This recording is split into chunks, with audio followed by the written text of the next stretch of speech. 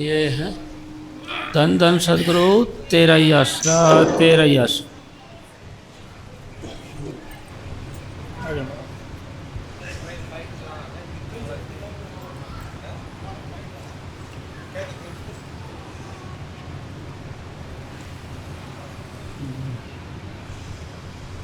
तो लगाओ, सब लगाओ, आप आ जाओ इधर। हाँ हाँ, इधर इधर माइक ले ले, माइक नहीं चाहिए, यहाँ बैठे करते गाते। ठीक है, यहाँ से एक आप लगा दो। सोने चिट्ठी का लगाओ नीचे करके, इसको दे दे नीचे। हाँ यहाँ ही बैठ जाओ। हाँ ठीक है, यहाँ से नी सोनी चिट्ठिए हाथां दे लिखिए, नी सोनी चिट्ठी हाथां दे लिखिए, सोना भी जाके हाल मेरे बाबे नू, सोना भी जाके हाल मेरे बाबे नू। आधी राती मैं वेखा तारे, आधी राती मैं वेखा तारे, जुदाइयां वाले तीर कै मारे, जुदाइयां वाले तीर कै मारे। ना असा मारे ना तुसा मारे, ना असा मारे ना तुसा मारे, जुदाइयां वाले तीर कै मारे। नी सोनी चिट्ठिए हाथां दे लिखिए, नी सोनी चिट्ठिए हाथां दे लिखिए, सोना भी जाके हाल मेरे बाबे नू, सोना भी जाके हाल मेरे बाबे नू। आधी राती मैं लिखा चिट्ठियाँ, आधी राती मैं लिखा चिट्ठियाँ, पवन पुठियाँ मैं लिखा सीधियाँ, पवन पुठियाँ मैं लिखा सीधियाँ, जवाब आसी के नासी, जवाब आसी के नासी। नी सोनी चिट्ठिए हाथां दे लिखिए, नी सोनी चिट्ठिए हाथां दे लिखिए, सोना भी जाके हाल मेरे बाबे नू, सोना भी जाके हाल मेरे बाबे नू। आधी राती मैं देवा बोकर, आधी राती मैं देवा बोकर, हो तेरे दरदा बना मैं नौकर, हाँ तेरे दरदा बना मैं नौकर, बना नौकर बना चाकर, बना नौकर बना चाकर। दर से होसी के ना होसी, दर से होसी के ना होसी। नी सोनी चिट्ठिए हाथां दे लिखिए, नी सोनी चिट्ठिए हाथां दे लिखिए, सोना भी जाके हाल मेरे बाबे नू, सोना भी जाके हाल मेरे बाबे नू। आधी राती कोयल बोले, आधी राती कोयल बोले, मेरा बाबा टूर मेरा बाबा टूरेदा नी होले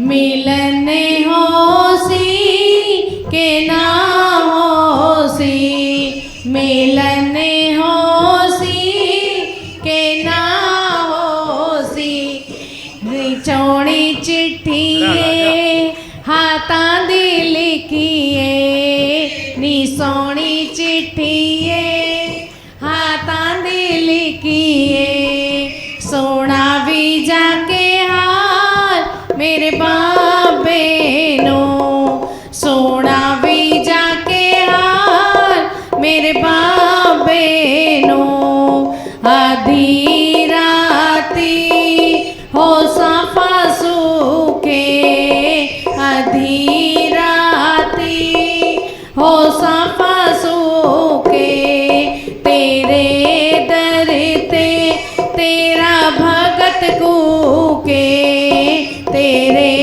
दर ते तेरा भगत कूके भगत कूके ओ दासी कूके भगत कूके ओ दासी कूके दर से होसी के ना होसी दर से होसी के ना होसी नी सोनी चिट्ठिए हाथां दे लिखिए नी सोनी चिट्ठिए हाथां दे लिखिए सोना भी जाके हाल मेरे बाबे नो सोना भी जाके हाल मेरे बाबे नो धन धन सतगुरु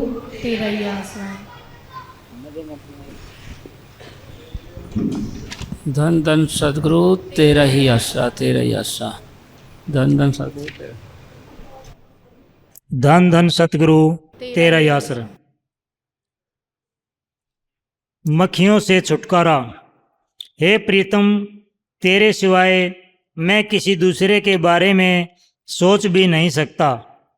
यानी मतलब मक्खियों से छुटकारा। भाई जब आदमी भजन सेवन करने लग जाता है, 2 घड़ी बैठने लग जाता है, वह फिर क्या उपचार है उसकी, वो एकांत करना चाहेगा और दूर चलना चाहेगा, बचना चाहेगा लोगों से।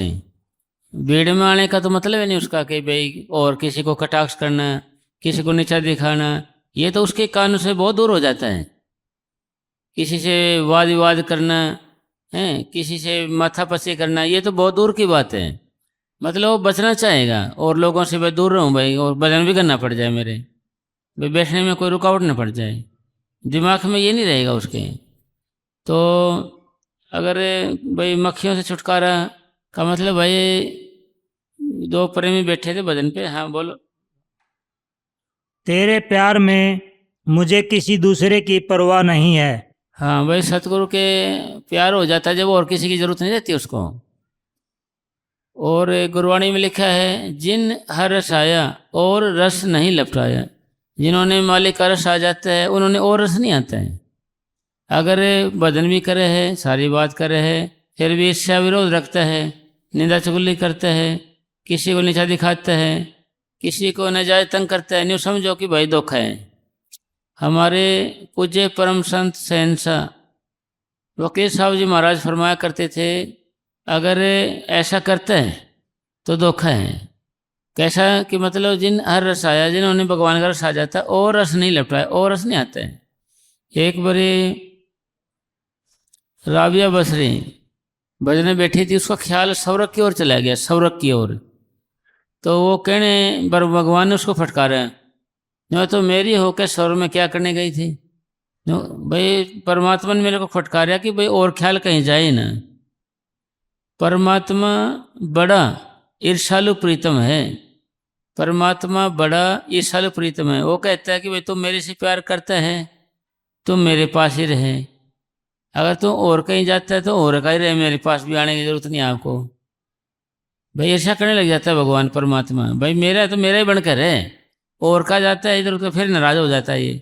भाई और का जाता है इधर करता है, ठीक है, तो भाई वहीं का रहे बन के, मेरे पास मत आना, मतलब मेरा ख्याल नहीं करना।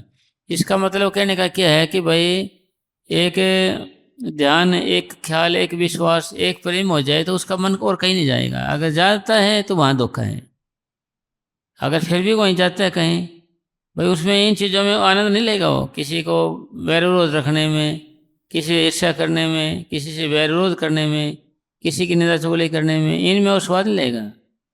अगर ये बीमारी भीतर पड़ी है, नहीं वो समझो भाई और रस भगवान का रस तो आया नहीं, इसमें तो ये रस है। तो आगे, मेरे दिल में तू ही तू बस गया है, इसमें किसी और के लिए जगह नहीं है। भाई इसमें सतगुरु तू ही तू है, खाली और नहीं आ सकता है। अगर और लाने की कोशिश करता है भाई फिर भी रगड़ा है, कोई कोई गड़बड़ है, कोई कोई चक्कर है, अगर फिर भी लेना चाहता है। चाहे राखे मान, चाहे रखे प्रेम रस, चाहे राखे मान, एक म्यान में दो तलवार, कभी देखा सुना न कान। भाई ऐसा नहीं हो सकता भाई एक म्यान दो तलवार रख लें हम। भाई जहाँ मालिक का प्रेम है, भजन है, भक्ति है, तो वो वहाँ पर और चीज़ नहीं है। जहाँ और चीज़ है वहाँ भगवान नहीं है। जहाँ दिन है वहाँ रात नहीं है, जहाँ रात है वहाँ दिन नहीं है। दोनों कबू ना मिले, रवि रजनी एक शाम। भाई रात दिन कभी नहीं मिल सकते। अगर भगवान का प्यार प्रेम है तो और प्रेम नहीं आ सकते, और का प्रेम है तो भगवान नहीं आ सकते। एक थाली के अंदर गंदगी और अमृत नहीं रख सकते, चाहे तो अमृत रहेगा चाहे गंदगी रहेगी, दोनों दोनों नहीं रहेगी। भाई दोनों चीज़ नहीं, हमें मतलब दो नावों में सवार नहीं हो सकते, नाव एक में हो सकते हैं। चाहे तो आदमी इधर जाएगा चाहे इधर जाएगा, दोनों तरफ जा रहे हैं मान ले, ख्याल इसके तो न्यू समझ रगड़ा है कोई कोई। आगे, जब राजा गोपीचंद और भर्तृहरि योगी हुए तो लोग भेड़ों की तरह उनके पीछे लग गए। भाई जब वो राजा गोपीचंद्र भर्तृहरि भक्ति करने लगे तो लोग भेड़ बकरियों की तरह उसके पीछे हो गए। भाई पीछा नहीं छोड़ेंगे इसका, यानी गुड़ पर मक्खियाँ जैसे आ ही जाती हैं, कितने रोको नहीं रुकेंगे। गुड़ पर मक्खियाँ आ ही जाएंगी, कुछ ना कुछ करे, आएगी वो तो फूल जब खिलता है उस पर बहुत आप ही मंडाने लग जाते हैं, केरने की जरूरत नहीं करती।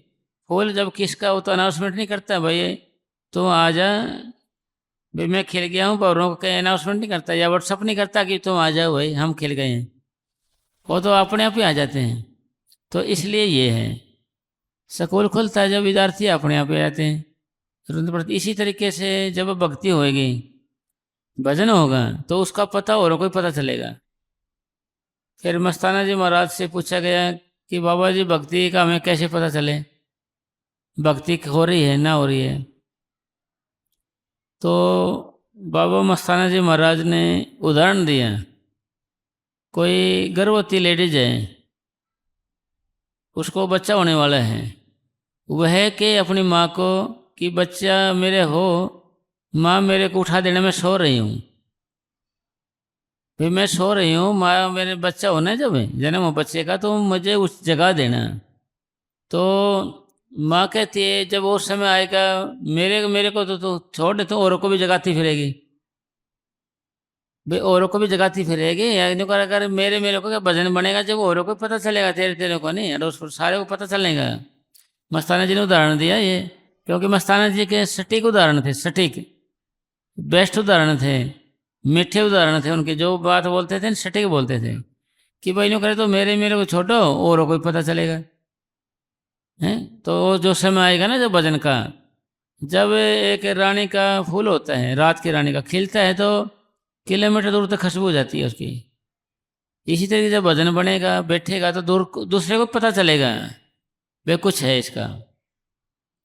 और कबीर साहब जी कहते हैं भक्ति करे पताल में प्रकट हो आकाश, कहे कबीर तीन लोक में छुपे नहीं हरि का दास। जब भक्ति करेंगे, अभ्यास करेंगे, ध्यान करेंगे या भजन बनने लग जाए, ये आपको छोड़ो औरों को पता चलेगा। भक्ति में तो शक्ति है, भक्ति के कारण तो है जो भी कुछ है, और भक्ति के कारण ही काम चलते हैं।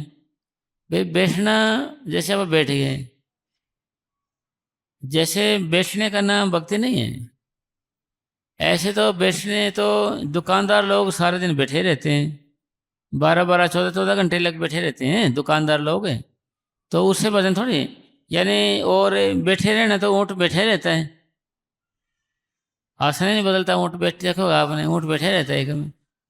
उनका कहने का मतलब है मन का बैठना, भाई मन कितना अंदर बैठता है। फिर मन फिर किसको कहते हैं? मन कोई हाथी घोड़ा नहीं है, मन एक ख्याल है। इस स्थूल शरीर के अंदर मन एक ख्याल के रूप में उभरता है, ख्याल के रूप में, विचार के रूप में।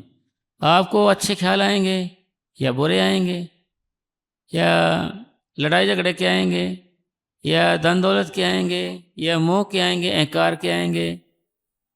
यही तो ख्याल तो आते हैं आपको। यानी इस स्थूल शरीर के अंदर मन हमारा ख्याल के रूप में उभरता है, विचार के रूप में उभरता है। जब विचार या ख्याल जितने कम होंगे कभी भी देखना आप उतने खुश रहेंगे। जब विचार ज़्यादा आएंगे, एक के बाद एक, एक के बाद एक, तो आप बड़े परेशान रह जाएंगे, बड़ा दुखी हो जाएंगे। एक आदमी मेडिटेशन करता है बिना सिमरन के, वो खाली ऐसे ध्यान लगाता है। जब उसके विचार कम होंगे ना, नहीं बड़ी शांति आई जी, बड़ा मन लग गया मेरा। मन लग गया का मतलब मन के अंदर विचार उठे नहीं, ख्याल नहीं आए, उसके विचार नहीं आए। अगर विचार बैठ जाते, कोई ख्याल आते रहेगा भी किसी का भी, तो फिर मन उठ जाता है। हम उठ जाते हैं कि भाई ख्याल बहुत आए, विचार बहुत आए, आज मेरा मन लग गया नहीं है, मतलब मैं विचार नहीं आए, ख्याल नहीं आए, विचार नहीं, इनका नाम है मन का। मन किसको कहा गया? विचारों का नाम है। ख्याल कितने कम होंगे। इसी तरीके से जैसे 1 मिनट होती है, 1 मिनट के अंदर 60 सेकंड होते हैं, तो 1 सेकंड लगाए तो 60 बार भाग मन, ये 60 ख्याल आए एक बार। जब विचारों की अधिकता कम होने लग जाएगी तो मन रुकने लग जाएगा, मन शांत होने लग जाएगा। या मन को एक आवारा पशु के लिए समझो, आवारा पशु की तरह। आवारा पशु का मतलब ये होता है, आवारा पशु होता है ना कि जी वो पकड़े नहीं जाता, आप पकड़ो उसको पकड़ा नहीं जाएगा। किसी भी तरीके से आप उसको पकड़ लो तो वह शक्ल नहीं डलवाएगा ऐसे। अगर शक्कर डलवा लो, बांध दो, तो वो क्या करेगा? चक्कर काटता रहेगा, ऐसे चक्कर काटता रहेगा, रुकेगा नहीं। इसी तरीके से हमारा मन आवारा पशु की तरह है, ये पकड़ने में नहीं आता। भजन से बैठ जाते हैं तो ये पकड़ने में आ गया, खूंटे के बंध गया, पर रुकया नहीं है, फिर भी चक्कर काट रहे हैं, चक्कर काटता रहता है ऐसे। फिर पशु है जो बार बांध देते हैं, उसका वहाँ पर घास फूस मिलने लग जाए, घास खाना मिलने लग जाए, तो चक्कर काटना बंद कर देता है। इसी तरीके से जब हम बैठते हैं, जब हमारा मन लगने लग जाता है, जब विचार आने कम हो जाएंगे या मन की भटकन कम होने लग जाएगी, क्योंकि खुराक मिलने लग जाएगी। ये खुराक के चक्कर में तो है, मन भटक रहा है। किस लिए भटक रहा है? स्वाद के चक्कर में भटक रहा है। और क्या चाहिए इसको? स्वाद चाहिए इसको, दुनियादारी के। और दुनिया की कोई भी चीज़ हमारे मन को सदा के लिए बांध के नहीं रख सकती। मन किसी व्यक्ति, किसी वस्तु, किसी स्थान से सत्ता के लिए बंद के नहीं रह सकता। ये देख लो, मन एक चेहरा पसंद करता है लाखों करोड़ों मेहनत के बाद, पैसे लगा के, तो कुछ दिनों के बाद मन उब जाता है, फिर दूसरा चेहरा तलाश करता है, फिर दूसरे भी उब जाता है, फिर तीसरा कर लेता है। ऐसे ही सारी उम्र गुजर जाती है इसकी। एक वस्तु है, कोई चीज़ पड़ी है, वो पसंद करता है, फिर मन उब जाता है, उसको फिर दूसरी तलाश करते हैं। जगह है भाई, एक मकान ले लिया तो कभी बड़ा मेहनत से लेगा, पैसे इकट्ठे करेगा, कुछ दिन के बाद उब जाएगा, भाई मेरे को पसंद नहीं है ये, इसमें ये नुक्स निकाल लेगा। ये मन मतलब सदा के लिए किसी चीज़ से बंद नहीं रहता। इसको बांधने वाली चीज़ या इकट्ठा करने वाले, इसकी भागदौड़ कम करने वाली चीज़ हमारे शरीर के अंदर दी है भगवान ने, उस परम पिता परमात्मा ने दी हुई है। इसके अंदर क्या है? जब हम भजन करते हैं, अभ्यास करते हैं, सिमरन करते हैं, तो हमारा जितना ध्यान ऊपर उठता है, जितना ध्यान हमारा ऊपर आएगा, उतना ही ये स्थिर होता जाएगा। गुरबाणी में ये लिखा हुआ है, जब तक सूरज सिमटे नहीं, मन निश्चल नहीं होई। जब तक हमारा सिमटाव नहीं होता, हाथ पैर शून्य होते हैं। किसके दौरान? सिमरन के दौरान। वैसे तो हम जब सुन होने का टीका भी लगा देते हैं, उससे भी शरीर सुन हो जाता है। ये साइकिल पाकर किसी को बिठा लो डंडे पे, तो उतरेगा थोड़ी दूर बाद, फिर भी सुन होगा एक पैर उसका। जब हम पढ़ते थे, उठते थे, जब भी सुन हुआ मिलेगा पैर आपको एक, याद है वो सुन पर होता है। उन्होंने कहा कि भाई सिमरन के जरिए जो सुन होता है उसकी कीमत पड़ेगी। सिमरन के जरिए भाई सिमरन के दौरान जब हमारा शरीर सुन होता है कीमत उसकी पड़ेगी। तो इसका मतलब क्या होया कि भाई जब तक हमारा सिमटाव नहीं होता मन की बागदौड़ कभी खत्म होने वाली नहीं है। मन रुकने वाला नहीं है, मन स्थिर नहीं होगा, एकाग्र नहीं होगा। इसका मतलब सारी मेहनत हमने किस पे लगानी है? सिमटाव पे लगानी है। सारी मेहनत किस पे लगानी? सिमटाव लगानी है। ये भी अपने को देखो कितने साल नाम लिए हुए, कितना भी हम भजन करते हैं, सारे दिन सत्संग भी सुनते हैं, सारी बात है, अभी हमारी तरक्की नहीं हो रही कुछ भी। यानी सिमटाव नहीं होता हमारा। अगर सिमटाव नहीं होता तो न्यू समझोगे कि आपकी तरक्की नहीं हो रही है, ऐसे ही ऐसे है। भाई अपनी तरक्की किस पे पड़ेगी? जैसे शरीर सुन, जितना सुन होगा, जितना ही शरीर में से अपन निकलेंगे उतना हमारा से मतलब तरक्की है, विकास है हमारा। और नहीं है तो भाई हम वहाँ पड़े हैं। क्योंकि अगर हमारा तरक्की हो रही है, जैसे सिमटा हो रहे हैं, तो इसका फायदा क्या होगा? हमारे विचार ही बदलने लगेंगे सिमटाव के साथ साथ। क्योंकि जो जो भक्ति कबीर की त्यों त्यों राम निवास, कबीर साहब ने लिखा है, जो जो सिमटाव होता जाएगा उतना इसके अंदर मालिक बढ़ने लग जाएगा, मालिक भगवान। हमारे पूज्य परम संत शहंशाह मैनेजर साहब जी महाराज फरमाया करते थे कि 2 क्लास पढ़ो तो 2 क्लासों जितनी नॉलेज हो जाएगी आपको, 4 क्लास पढ़ो 4 क्लासों जितनी नॉलेज हो जाएगी, 6 क्लास पढ़ो तो 6 क्लासों जितनी नॉलेज हो जाएगी। अगर 10वीं करो तो 10वीं नॉलेज हो जाएगी। अगर +2 करो तो +2 जितनी नॉलेज हो जाएगी। BA करो या BSc करो उतनी नॉलेज हो जाएगी। इसी तरीके से जितना जितना सिमटा होता जाता है उतना हमारे अंदर मालिक बढ़ने लग जाएगा। फिर प्रश्न ये होया पैदा कि भी मालिक किसको कहते हैं, परमात्मा किसको कहते हैं? तो मस्ताना जी फरमाया करते थे, भाई भगवान क्या है? कोई पाठ थोड़ी है, पूजा पाठ थोड़ी है, आकाश में थोड़ी है, क्या है भगवान? भगवान प्रेम है, परमात्मा प्रेम है। Love is God, God is love. यानी भजन के करने से अंदर प्यार पैदा होता है तो इसका नाम भजन है। अगर प्रेम पैदा नहीं हो रहा है तो इसका कोई भजन नहीं है। भाई भजन आप कर रहे हैं, अगर हमारा सिमटा हो रहा है और सिमटाव के बाद हमारे अंदर शांति आने लग जाए, चैन आने लग जाए, तो इसका नाम भजन है। अगर आप अभी देख लो, आप प्रेमियों को, पुराने प्रेमियों को देख लो, नए को देख लो, भाई वे बेचारे डरते नहीं किसी तरीके से भी। अरे प्रेम प्यार से बात भी नहीं करेंगे, और मतलब जो कि तो ही नजर आते हैं हमारे को। इसका मतलब सारे भाई भजन नहीं हो रहा है। भजन नहीं हो रहा का मतलब सिमटाव नहीं होने लगे हैं। सिमटाव नहीं होने लगा तो हमारे अंदर भगवान नहीं बसेगा अंदर। यानी जो जो हाथ पैर सुन होता है तो थोड़ी शांति महसूस होगी। जब चक्रों से आने लगेगी फिर और ज़्यादा शांति महसूस होगी, चक्रों से आत्मा सिमटने लगेगी तो और हृदय से ऊपर निकलेगी, फिर अलग है। अगर कंठ चक्कर में आ जाती है आत्मा तो उसकी अलग है, फिर माथे में आ जाती है उसकी और अलग तसल्ली मिलेगी आपको, अलग चैन मिलेगा। जब और सतगुरु सामने आ जाए, अंदर भजन में बैठते हैं, जब बोलने लग जाए तो फिर सबके अंदर वो भगवान नजर आने लग जाता है। ये विद्या है, यह भक्ति है। अगर आंखों के बीच में ध्यान इकट्ठा होने लग जाएगा आपका और सतगुरु स्वरूप आपके अंदर आ जाए। कौन सा स्वरूप? जिससे स्वरूप से हमें नाम मिला हुआ है, जिस गुरु से हमें नाम मिला वो स्वरूप अंदर आने लग जाएगा तो फिर आपके अंदर सारा को गुरु दिखने लग जाएगा। फिर आपकी इतनी भक्ति होने के बाद फिर आप ना तो किसी से ईर्ष्या कर सकते हैं, ना किसी से वैर रख सकते हैं, ना किसी को कटाक्ष कर सकते, कटाक्ष, ना किसी को आप छोटा भी नहीं समझ सकते, छोटा और नहीं बड़ा, क्योंकि एक ही आएगा। फिर गुरु चलेगा भी चक्कर नहीं रहेगा, न कोई गुरु न कोई चेला, सब में बोले एक अकेला, सब में फिर एक अकेला एक परमपिता परमात्मा बोलने लग जाएगा। फिर हमारे अंदर ईर्ष्या वैरोध की ये बीमारी है, ये दो ही है जो ये निकलने लग जाए। कब? जब जब तजर्बा होया, जब इसको हाँ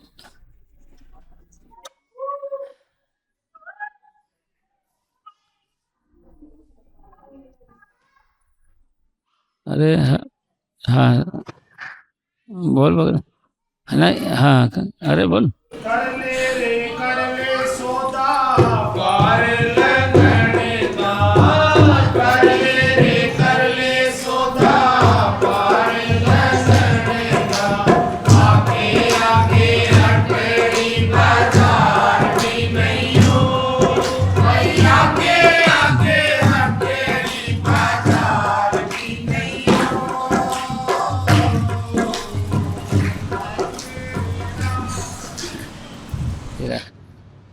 तो इमरजेंसी में था आपका तो साहब, ठीक है भाई, इमरजेंसी था इसका, बेचारे कोई नहीं। हाँ हाँ हाँ जी बोल बोल। लोगों का ख्याल था कि जो रात छोड़कर योगी बने हैं वे कुछ करने वाले होंगे।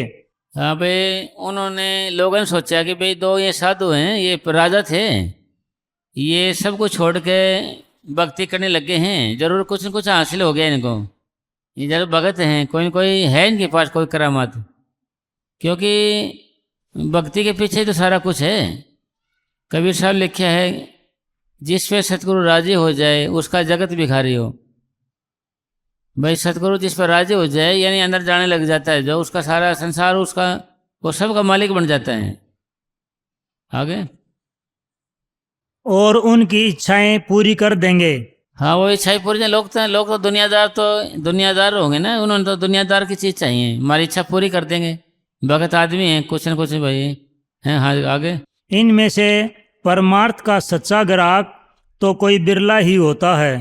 यानी जो परमार्थ का ग्राहक है ना, जो भगवान का परमात्मा, उसका ग्राहक नहीं होता कोई बिरला होता है।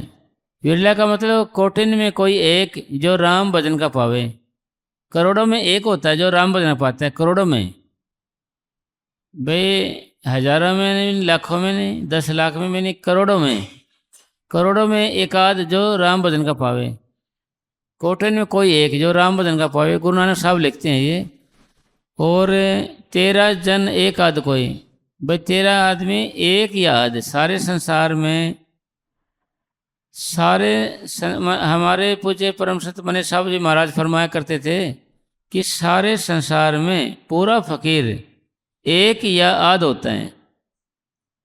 सारे संसार में पूरा फकीर, पूरा का मतलब जो सचखंड में जाने वाला, अनामी में जाने वाला, एक या आध होता है।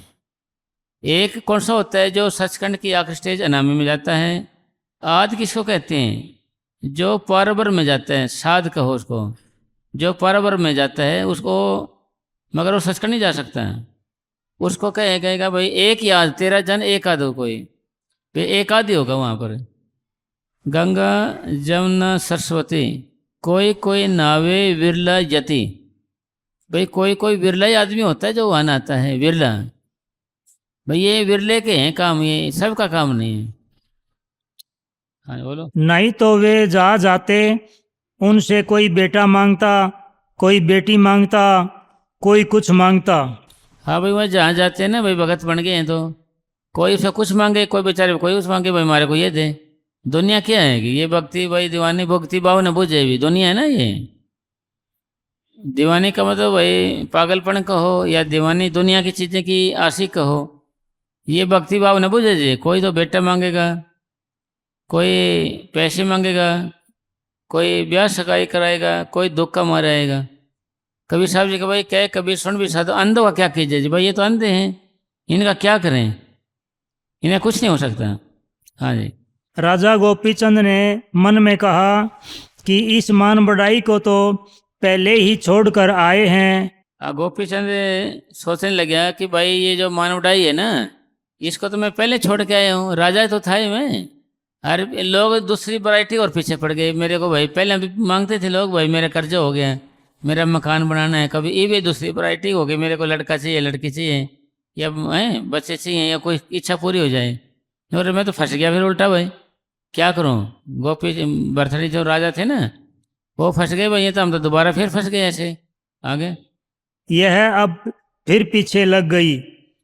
यह सोचकर वे शहर से बाहर एक कुम्हार के घर में ठहर गए। हाँ, फिर ऐसा सोच के वो किसी कुम्हार के यहाँ पर ठहरने लगे। मैं छुप कर बैठ के, वो किसी कुम्हार के घर यहाँ चुपचाप भाई यहाँ रहेंगे और भजन करेंगे। हाँ जी। और भजन सुमिरन करने लगे। और भजन सुन करने लगे। भाई जिसको अंदर रस आएगा, जैसे जो बैठेगा वह एकांत महसूस करेगा। हमारे पूज्य परम संत मैनेजर साहब जी महाराज फरमाया करते थे, जब तक अंदर रस ना आए, जब तक अंदर रस ना आए इसने घर बार नहीं छोड़ना चाहिए। अगर रस आए बिना घर बार छोड़ दिया तो ये अकेला नहीं रह सकता। ये किसी जानवर से प्रेम कर लेगा, चाहे पेड़ से प्यार कर लेगा, किसी आदमी से प्यार कर लेगा, अलग मत अकेला नहीं रहेगा। ये अकेला नहीं रहेगा। फिर जब रस आने लगेगा फिर इसको किसी की जरूरत नहीं है। फिर ये ऐसे रह सकता, अकेला ही रह सकता, इन्हें किसी की जरूरत नहीं। चाहे बुढ़ा है जवान किसा भी अलग से रहेगा यो। फिर बात सुनाया करते थे राजा जड़ भरत की। राजा जड़ भरत था, वो क्या किया उसने, वो राजपाट छोड़ के जंगल में चला गया। जंगल में जाके भजन करता था। एक मृग के पीछे शिकारी लगे हुआ था। एक गर्भवती थी कोई मृगणी, तो उसके वहाँ ही जन्म हो गया उसका। उसने उसको उठा के पाल पोस किया, बड़ा किया। उसका मोह हो गया, उससे ज़्यादा प्रेम हो गया मृगणी से। तो उसको क्या किया, वो मृगणी मर गई, बच्चा तो मरे तो गए। तो मृगणी के वियोग में वो भी मर गया राजा। तो मर के राजा मृग बना। फिर मैंने साहब जी महाराज फरमाया करते थे कि भाई उसे राजपाट छोड़ने का क्या फ़ायदा होया। भाई मरने के बाद मृग बनना पड़े जो, और अपनी भक्ति तो है मुक्ति के लिए। मुक्ति हासिल हो, मुक्ति कैसे हासिल होगी भाई, जिसका प्यार करेगा, जिसका ध्यान करेगा उसी का रूप बनेगा। तो इसलिए समझाया गया कि भाई अंदर रस लेने की हमने कोशिश करनी है, यानी भजन बन जाए, किसी तरीके से बैठे उठे हो जाए। फिर मतलब अकेला रह सकता, फिर कहीं भी घेर दे उसको वहीं पड़े रहेगा, वो कोई ज़रूरत नहीं उसको। फिर अगर जैसे अपन भजन भी करें और चिंता में हो रहे हैं, कभी हमारी बेइज्जती ना हो जाए, कभी कोई हमारे को नीचे ना दिखा दे, कोई और ना रगड़ा पड़ जाए, तो आदमी बदलता रहता है, चेंजिंग करता रहेगा उसका। फिर चेंजिंग वाली बात है ना कि एक रस जीवन रह जाए, एक रस जीवन। भाई उन्हें तो खुशी आ गई तो भी परवाह नहीं, गमी आ जाए तो भी परवाह नहीं। उसका जीवन एक समुद्र की तरह हो जाता है। कहीं कितनी नदी आए वही समाए। उसका जीवन एक समुद्र की तरह हो जाता है। कितने नदी आए, नाले नाले कितना है, जो आए जो समाए, जो आएगा वो समा जाता है, उसमें कुछ हलचल नहीं होएगी, उतार चढ़ाव नहीं होगा, बराबर हो जाएगा। एक देख लो समुद्र में कितनी नदी आती हैं, फिर भी कुछ भी हो, किसी ने बुराई कर दी तो भी कुछ नहीं, बुराई कर दी तो भी कुछ नहीं, भाई राम राम ही कर दी तो भी कुछ नहीं, ना राम राम कुछ नहीं। बेइज्जती होगी जब भी कुछ फर्क पड़ा नहीं। भाई मेरी इज्जत भी क्या है, मेरा तन मन सतगुरु का है। बेइज्जती कर दी तो तन सतगुरु का होता नहीं है, मेरा क्या बिगड़ेगा इसमें, तो कुछ होगा नहीं। इसलिए सब सतगुरु पे छोड़ता जाएगा वो। और वैसे कहेगा मेरे को ऐसे क्यों किया, मेरे को ऐसे क्यों किया, अपनापन आएगा, अहम भाव होगा वो उसके अंदर कि मैं कुछ हूँ, मैं कुछ हूँ, तो वो कुछ मुझ पंगा करेगा। फिर करता बनेगा, फिर भोगता बनेगा। फिर कहेगा मैं तो कुछ है ही नहीं यार, मैं तो कुछ है ही नहीं, जो कुछ है सतगुरु है, मालिक है, परमपिता परमात्मा, मैं कुछ नहीं हूँ। फिर ऐसे विचार पैदा होंगे उसके अंदर। कब? भक्ति से, भजन से, अभ्यास से, सिमटाव से। यानी जितना जितना सिमटा होता जाए उतना तो मालिक अंदर बसेगा, फिर वो दूसरे को भी फायदा देगा। भाई दूसरे को भाई अंदर प्रेम आ जाता है। प्रेम, प्रेम भरे हृदय में कभी क्रोध ठहर ही नहीं सकता। ये प्रेम अंदर, प्रेम का तो भगवान है। प्रेम क्या चीज़ है? भगवान है, परमात्मा। परमात्मा का मतलब भाई शांति, चैन, नम्रता या दीनता, नम्रता। तो फिर कबीर साहब जी फरमाया करते थे, जब भजन बनने लगे बैठने लग जाएगा, फिर ऐसी दीनता नम्रता हो जाती है कि कबीर साहब जी ने कहा कि भाई रास्ते का रोड़ा हो जा, तने अगर भगवान से मिलना है, परमात्मा से, और तू हर एक की ठोकर खा। भाई हर एक की, हर एक की भाई ठोकर खा, हर एक की भाई ठोकर खा। तो फिर क्या हुआ, ये भी ठीक नहीं। अगर रास्ते का रोड़ा हो गया तो किसी के पैर में चलेगा तो पैर में ठोकर लगेगी, पैर फूटेंगे, उसको दुख होगा पथिक को, ये भी ठीक नहीं। राही को दर्द होगा। ये फिर क्या, अभी तो ऐसे करे रेत बन जा, रेत खे, और खे बनना भी ठीक नहीं। क्यों? किसी की आंखों में लगेगी, दर्द होगा। फिर कहेगा तू पानी बन जा, बिल्कुल पानी। फिर भी कह रहा कि पानी भी दुख है, किसी को गर्म की जरूरत है, ठंडा मिल गया, ठंडे की जरूरत गर्म मिल गया, वो भी दुख है। फिर कबीर साहब जी कहते हैं कि पानी बया तो क्या बया, सीरा ताता होए, हरिजन ऐसा चाहिए जो हरि जैसा हो। भाई भगवान या परमात्मा या सतगुरु या उसका सेवक कैसा हो, जो भगवान है, परमात्मा है, यानी उसने हस्ती मिटाई हुई है, चारों पास से प्रेम प्यार है, कोई भी कुछ नहीं भाई, कोई तरंग नहीं, कुछ नहीं भाई, मतलब सबको सुख पहुँचाने वाला बन गया, सबको सुख पहुँचाने वाला। जैसे बादशाह इब्राहिम पूरे हो गए भक्ति में। और एक सराय थे, वो कहीं जा रहे थे, सराय में सोचा आराम करूंगा, देखा यात्री भरे हुए थे उसमें, वो दरवाज़ा नहीं था सराय के, टूट गया था। वो ठंडी हवा के कारण सारे प्रेमी लोग थे जो जो लेट रहे थे, यात्री लोग, वो ठंड से कांप रहे थे ऐसे। तो वो दरवाजे में खड़ा हो गया इब्राहिम, खड़े रहे तो सुबह तक मुरझा के लेट गया वो। किसी ने गरम गरम करके जगाया उसको कि बाबा क्या हुआ तेरे को, क्यों खड़े रहे तो ऐसे। नहीं भाई, हजारों जान जाने के बजाय मेरी जान चली जाए, भाई हजारों जान जाने चली जाती, उसके बदले मेरी जान चली जाती, इसलिए मैं खड़े रहा यहाँ पर। मतलब दूसरे को सुख पहुँचाने की कोशिश करेगा, क्यों, दूसरे के अंदर मालिक देखता है तभी तो सुख पहुँचाएगा।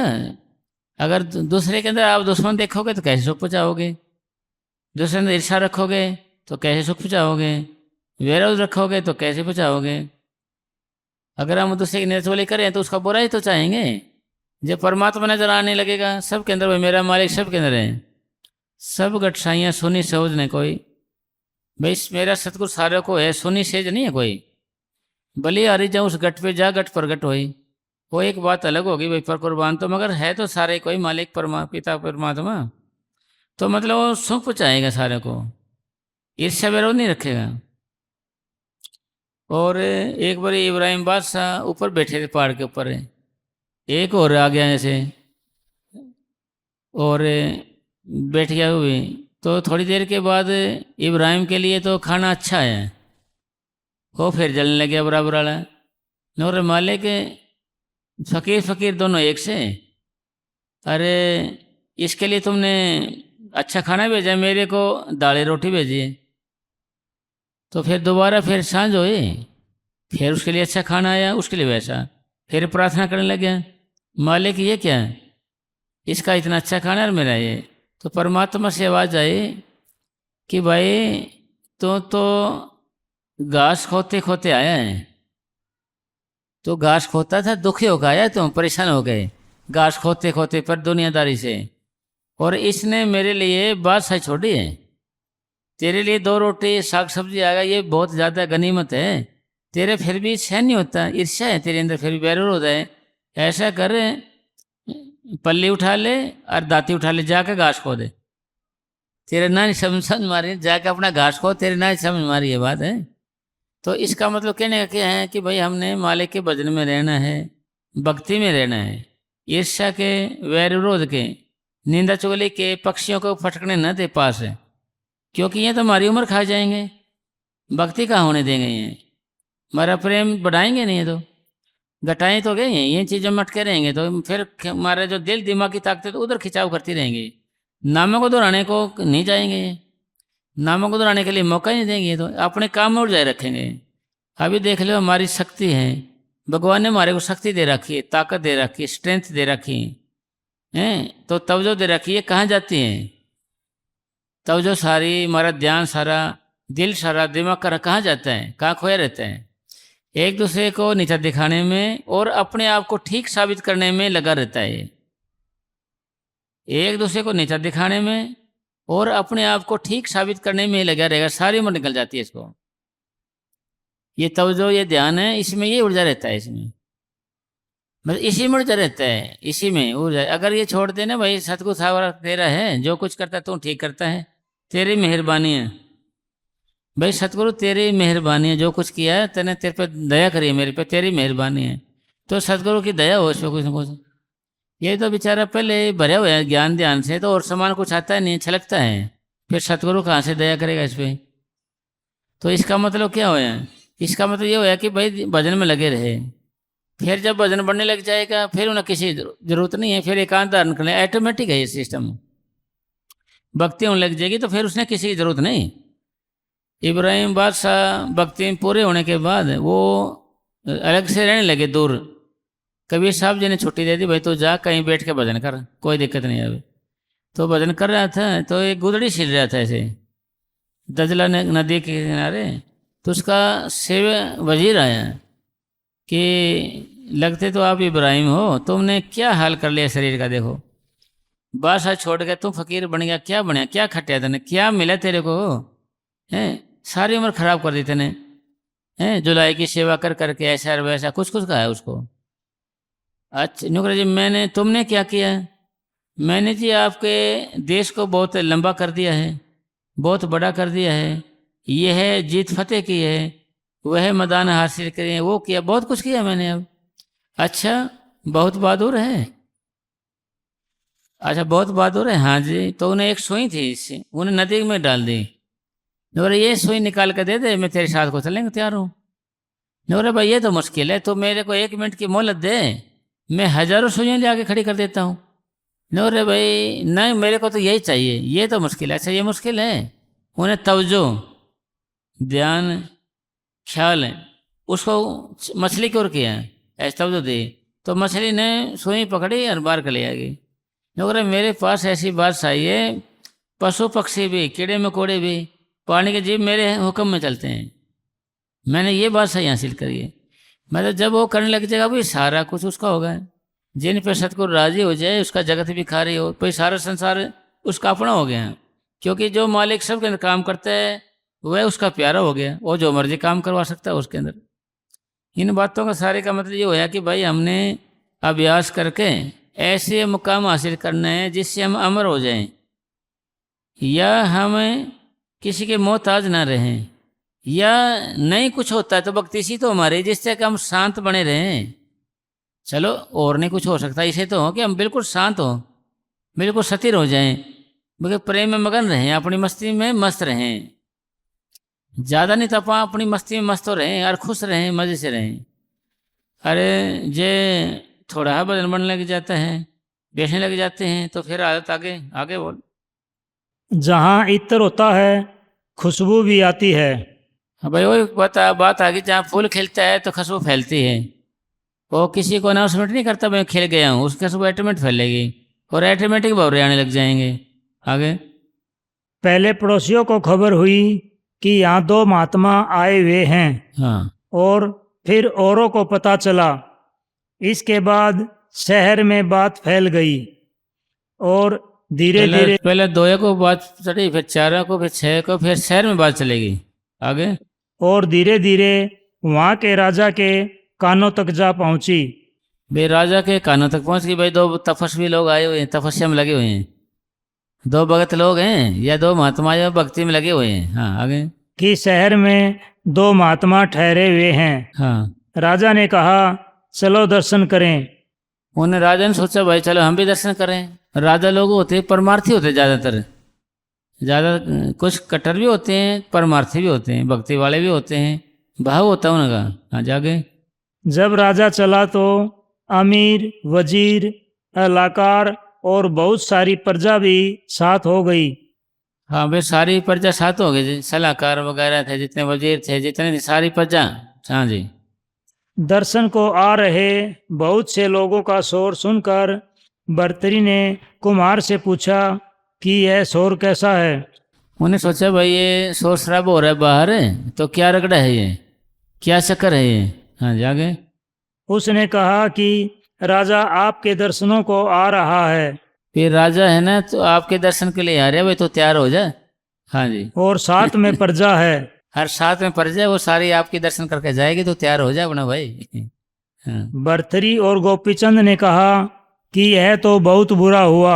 इन्हों को वो दोनों कह रहे हैं ये तो बहुत बुरा हुआ है, और हम तैयारी में रहेंगे कि मिलेंगे भाई, किसी से बात होगी हमारी, जय जयकार होगी, बढ़ाई होगी हमारी। अरे मन भाग भाग के जाएगा मिलने के दुनिया से। और संत कहते हैं दुनिया और दुनिया का मेल जोल तमाम गुनाह को नोता देना है। दुनिया और दुनिया का तमाम लोग जितने भी हैं उनको सबको क्या है, गुनाह को नोता देना है, मेल जोल उनका। एक गैर सत्संग से मिलने से सैकड़ों किस्म के पाप लगते हैं आदमी को। भाई जितने ही जानकारी उतने ही विनाशकारी। आगे सोचने लगे कि अब क्या करें। ये सोचने लगे भाई कोई प्लानिंग बनाई जाए, क्या किया जाए, इससे से पीछा कैसे छूटे राजा से, ये हमारे पास ही ना आए। एक फकीर ने लिखा है, जब भजन में लग जाए, भक्ति में लग जाए, भगत लोग कहते कि हमारे कोट लग जाए, कोई हमारे पास ना आए। क्यों हमारे पास आएगा कोई, कोई इच्छा करेगा मेरा ये हो गया जी, मेरा ऐसे हो गया, मेरे को तंगे करेंगे, तो मेरे कोट लग जाए, हमारे कोई पास ही ना आए, कोई हम भजन में लगे रहें, भक्ति में लगे रहें। ऐसी ऐसी बात है। और इसके अलावा और लोगों का हाल देखो कैसे है साहब। हाँ जी, ये मक्खियाँ अगर हाँ जरा सी कुछ बात हो जाए अपने, तो आप देखो क्या नहीं कर पाएंगे उनके लिए। हर संत कहते कि जो हमारे कोड लग जाए, जो भगत लोग होते हैं, जो जिन भक्ति थोड़ा भजन बनने लग जाए जिनका। हाँ जी, ये मक्खियाँ किस तरह हटाई जाएं। भाई ये उनको वो राजा प्रजा है ना, जो क्या लग रही है, मक्खियाँ लग रही है उनको, मक्खियाँ लग रही है। भाई ये मक्खियाँ मैं कैसे हटाऊँ, बड़ा स्यापा हो गया भाई, तो बड़ा मुश्किल काम हो गया। हाँ जी, आगे आखिर एक उपाय मन में आया, आपस में सलाह करके चुप हो गए। इतने में राजा और प्रजा सब आ गए। इतने में राजा प्रजा साथ उन्होंने प्लानिंग बना ली दोनों भगता ने। हाँ जी, जब अपनी अपनी जगह पर बैठ गए तो इंतजार होने लगा कि अब महात्मा आएंगे। हाँ अब महात्मा आएंगे, बड़े प्रवचन कराएंगे, बड़ा अमृत बरसाएंगे, बड़ा ये होगा वैसे होगा, देखो क्या रंग बनता है। हाँ जी, फिर और ज्ञान वार्ता करेंगे। हाँ ज्ञान वार्ता करेंगे, प्रश्न उत्तर पूछेंगे। हाँ जी, फिर उधर एक महात्मा उठा और कहने लगा कि आज भिक्षा मांगने मैं जाऊंगा। दूसरे ने कहा कि कल तू गया था। वो दोनों गोपीचंद थे ना भर्तरी, वो उठे, एक बोला जी आज भिक्षा यानी भीख मांगने के लिए मैं जाऊंगा। वो दूसरा बोले नहीं नहीं मैं जाऊंगा, तू ठीक नहीं है, गड़बड़ करेगा तो बीच में कोई ना कोई। हाँ जी, फिर आगे और भिक्षा में मिला सारा हलवा अकेले ही खा गया था। तो भाई कल पहले भिक्षा लेकर आया था और सारा माल मसाला तो ही रगड़ गया, सारा का सारा, सारा सारा तो खा गया था। ये भी कहा मैं जाऊंगा लेने के लिए। फिर आगे पहले ने कहा कि क्या परसों तूने माल पूरे नहीं खाए थे। उन्हें क्या हुआ, तो परसों तो माल पुड़े तू खा गया सारे, तू भिक्षा का आया हुआ धन सारा, माल मसाला माल पुड़े तू रगड़ गया, मेरे को कहता खीर तू खा गया सारी। हाँ जी, आगे दूसरे ने कहा कि 4 दिन पहले तूने खीर नहीं खाई थी। आज 4 दिन पहले तू खीर नहीं खाई थी तेने भाई, तो बात बनाता है, साफ बनता अपने आप को। फिर एक ने डंडा उठा पकड़ लिया, हाँ, दूसरे ने फावड़ी उठा ली। एक ने डंडा उठा लिया, एक ने फावड़ी उठा ली, आपस में लड़ने लगे। आपस में कट करने लगे, दिखा उठा नाटक तो करना ही था ना जी। हाँ राजा ने कहा कि ये अच्छे महात्मा हैं हाँ। जो खाने पर ही लड़ पड़े हैं। यानी ये अच्छे महात्मा हैं, ये तो देश देश से आए हुए हैं भाई, बड़े खाने पीने पे लड़ रहे हैं तो बेचारे। हाँ जी, चलो चलें।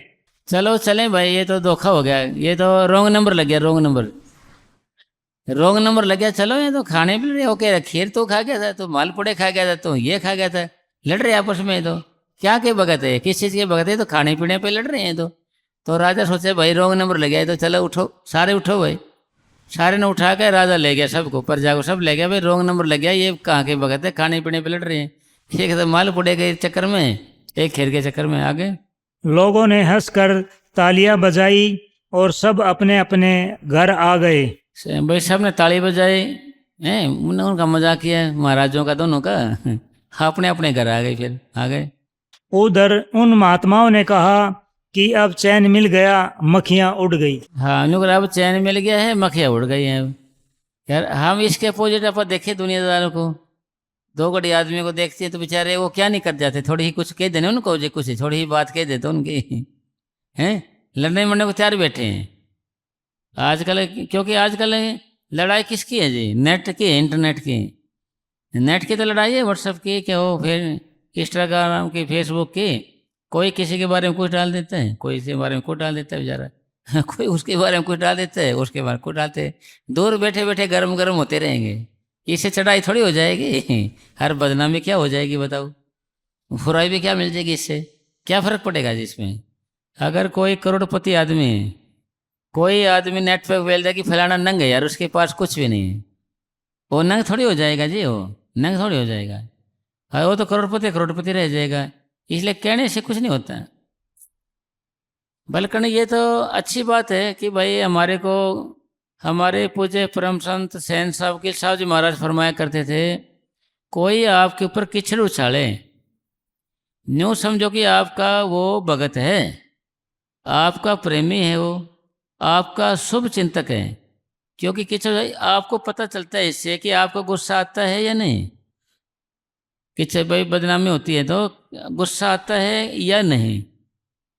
कोई आपको गाली बकता है, ये भी आपका मित्र होता है, पता लगता है कि हलचल हो रही है कि नहीं हो रही है, कोई दो मद्दा उठता है कि नहीं उठता है, कोई दो उठता है ना जी भाई, लपटे उठती है कि नहीं लपटे क्रोध की। हाँ, और कोई आपकी निंदा चुगली करता है, वह भी आपका खास आदमी है। जो बड़ाई करता है वह तो आपका दुश्मन है, जो आपकी निंदा करता है वो आपका दोस्त है। पता लगता है कि कितने के पानी में हैं हम। कोई हलचल चल होती है कि नहीं, या नाम शब्द में जमे हुए हैं आदमी में, तो फर्क पड़ेगा नहीं, क्योंकि वो तो समुद्र हो गया, कितनी नदी आए जाए कोई हलचल नहीं उसके अंदर, आए जो समाए भाई कुछ भी कह ले। एक फकीर को एक लेडीज बोली तू धोखेबाज है। वो फकीर कहने लगा जी सच कह रहे हो जी आप जी, मेरा नाम तो धोखेबाज होना चाहिए, गलती से कैसे लिख दिया मेरा नाम ये? हाँ जी, मेरा गलती से कैसे कर दिया जी, वास्तव में तो है ही धोखेबाज जी। आप टाइम से आए नहीं हैं, वहाँ प्रोग्राम हो रहा था, अरे शहर वैसे है, नोरे जी आप धोखेबाज हो। नोकरा जी धोखेबाज ये नाम होना चाहिए था मेरा, तो गलती से नाम मेरा ऐसा कैसे कर दिया ये? एक फकीर को बोले कोई ये तो जादूगर लगता है मुझे को, वास्तव में ठीक है जी जादूगर नाम होना चाहिए जी मेरा तो नाम। मतलब उन्होंने जो किए दिया उसको स्वीकार कर लिया।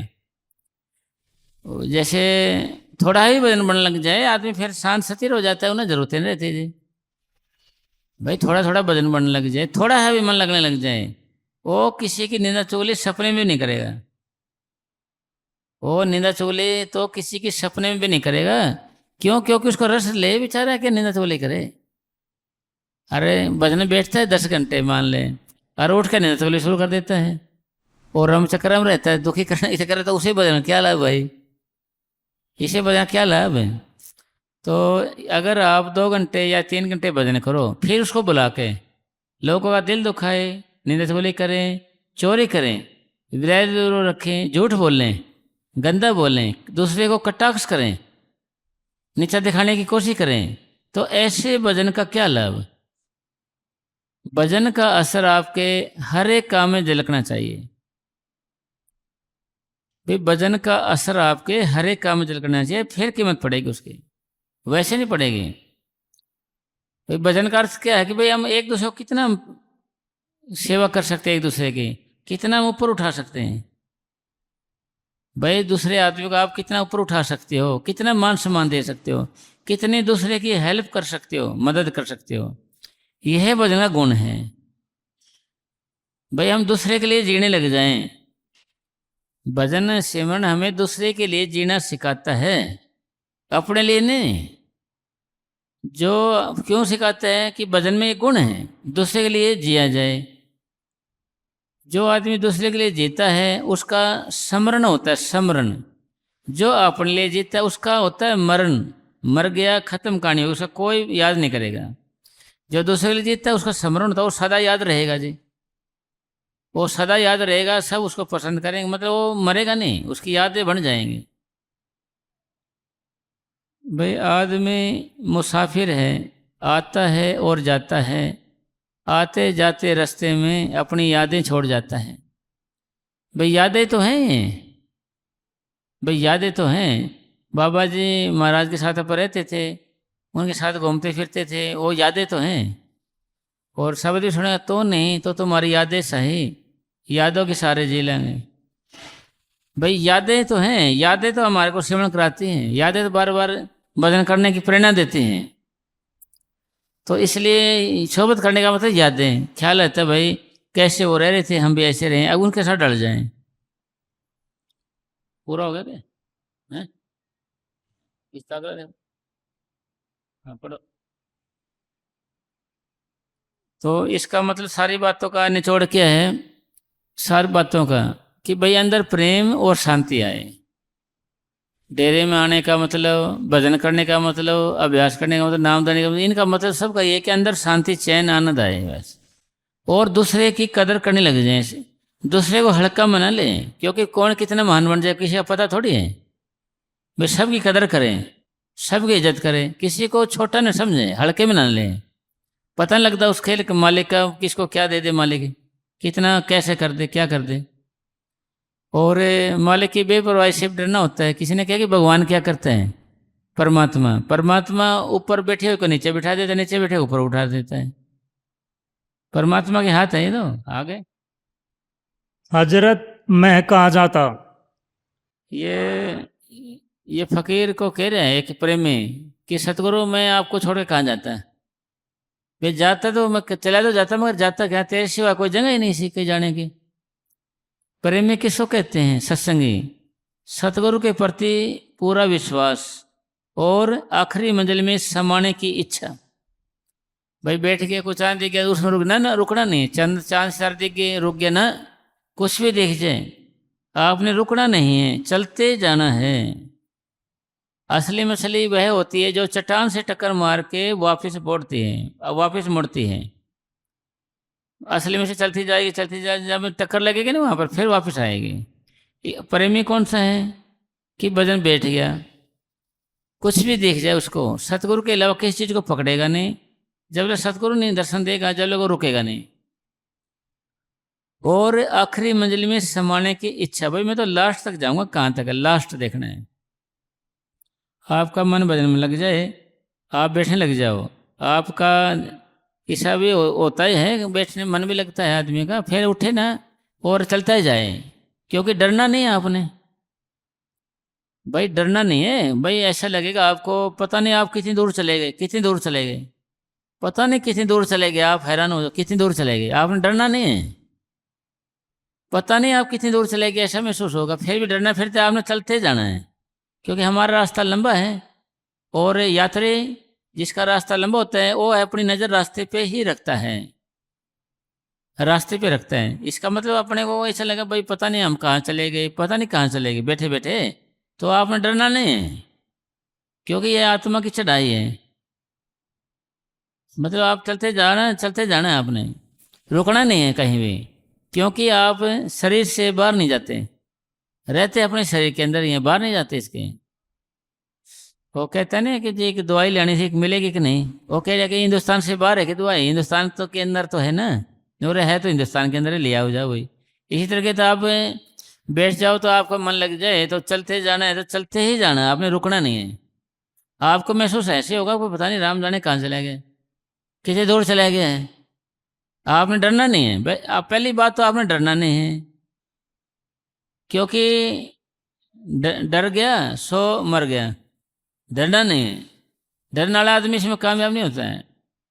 इसके अंदर बैठ के ना तो आपने कोई चीज़ देखी जाए डरावनी, तो भी नहीं डरना है आपने, क्योंकि डरना मतलब एक डरावने का उसका मतलब है कि हमारा रास्ता रोकने के लिए है, हमारी भक्ति को रोकने के लिए कोई डरा रही चीज़ हमारे।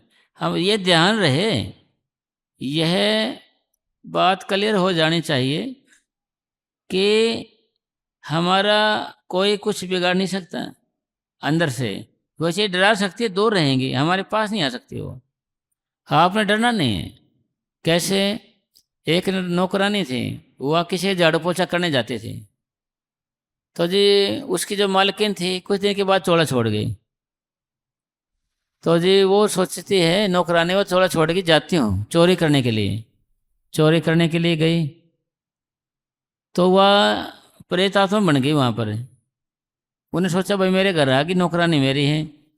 उस वह एक जैसे कोई चीज़ एकदम कुछ चीज़ आ जाए हमारे को डरावनी, तो हम डर जाते हैं, तो वह एकदम ही प्रकट हो गई। वो कहने लगी नौकरानी, क्या बात है, जादूगरनी है क्या? वह नौकरानी कहने लगी उसको, जो मालकिन को, मालकिन बन गई थी, नौकर क्या बात है, कोई जादूगर नहीं है कि एकदम प्रकट हो गई। सोचा है तो डरिए ही नहीं हुआ ये तो। फिर छू मंत्र हो जाए तो फिर भी डरता आदमी। तो फिर उन्हें क्या किया, फिर डरावनी रुक और बना लिए और आंखें बना ली। फिर वो कहीं नौकरानी लगता है मुझे रामलीला में भी काम कर रखे है के। फिर उसको कहने लगे डरावने शक्ल बना ली ना ऐसे, दांत बड़े बड़े कर लिए, सिरलंगी कर लिए, ऐसे कर लिए। वो नौकरानी के लगे कि रामलीला में भी काम किया कहेगी तुमने। नौकर यार ये फिर भी कौन रही है तो हैं। फिर उन्होंने सोचा छो मंत्र हो जाते हैं, छो मंत्र होने से डर जाता आदमी, एक तो चुप हो गया, छो मंत्र होगी। सोचा भाई अब तो कुछ गड़बड़ होगी, तो छो मंत्र, अरे भाई पीछा छूटा है बीमारी से, अब मैं चोरी करती हूँ, चोरी कर ले गई।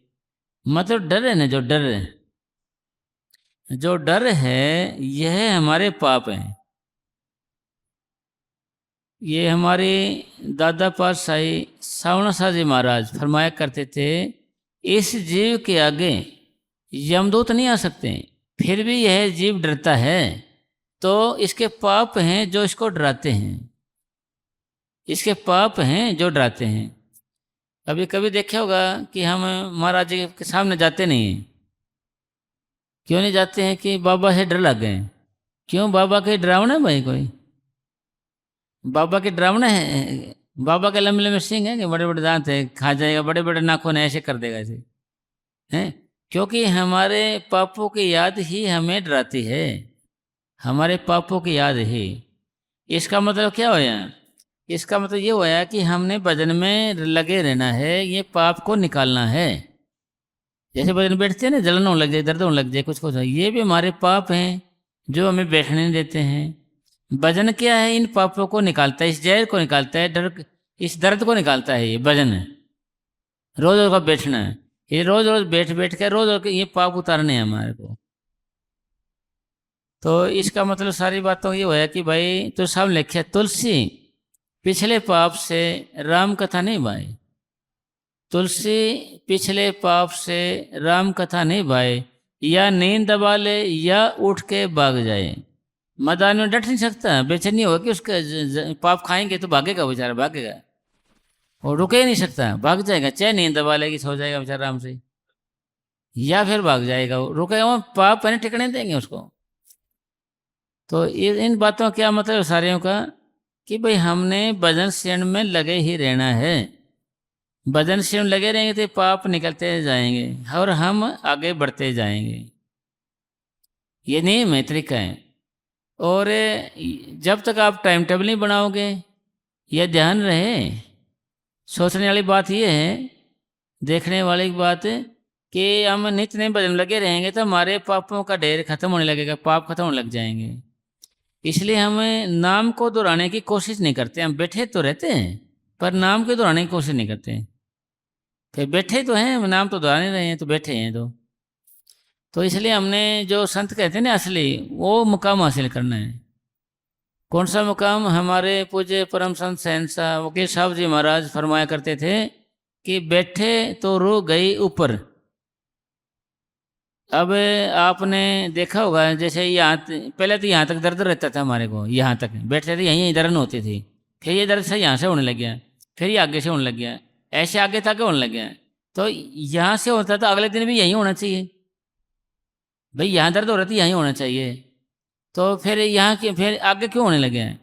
क्योंकि भजन सेवन के करने से हमारा रास्ता बनता है। से रास्ता शरीर में से निकलने के लिए सेवन एक मेथड, एक ऐसी विधि, एक ऐसा तरीका, एक ऐसा सूत्र है जो रोम रोम में से रमी हुई आत्मा को निकालता है और इसके निवास स्थान पर लेके जाता है, जहाँ पर मन और आत्मा की बैठक है, आंखों का बीच, वहाँ लेके जाता है, वहाँ पर लेके जाता है।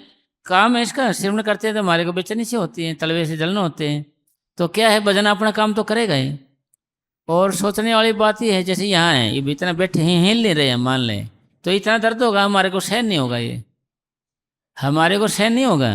तो जरा सा हम हिल जाए ऐसे तो दर्द कहाँ जाता है फिर भाई? फिर दर्द कहाँ जाता है? जैसे फिर क्या है कि भजन नहीं हिल रहे थे तो ये रास्ता बन रहा था हमारे ऊपर, रास्ता बन रहा था, तो रास्ता बनते हुए दर्द बन रहा था। यानी भजन सेवन एक लिफ्ट की बात है जो हमारा रास्ता बनाती है।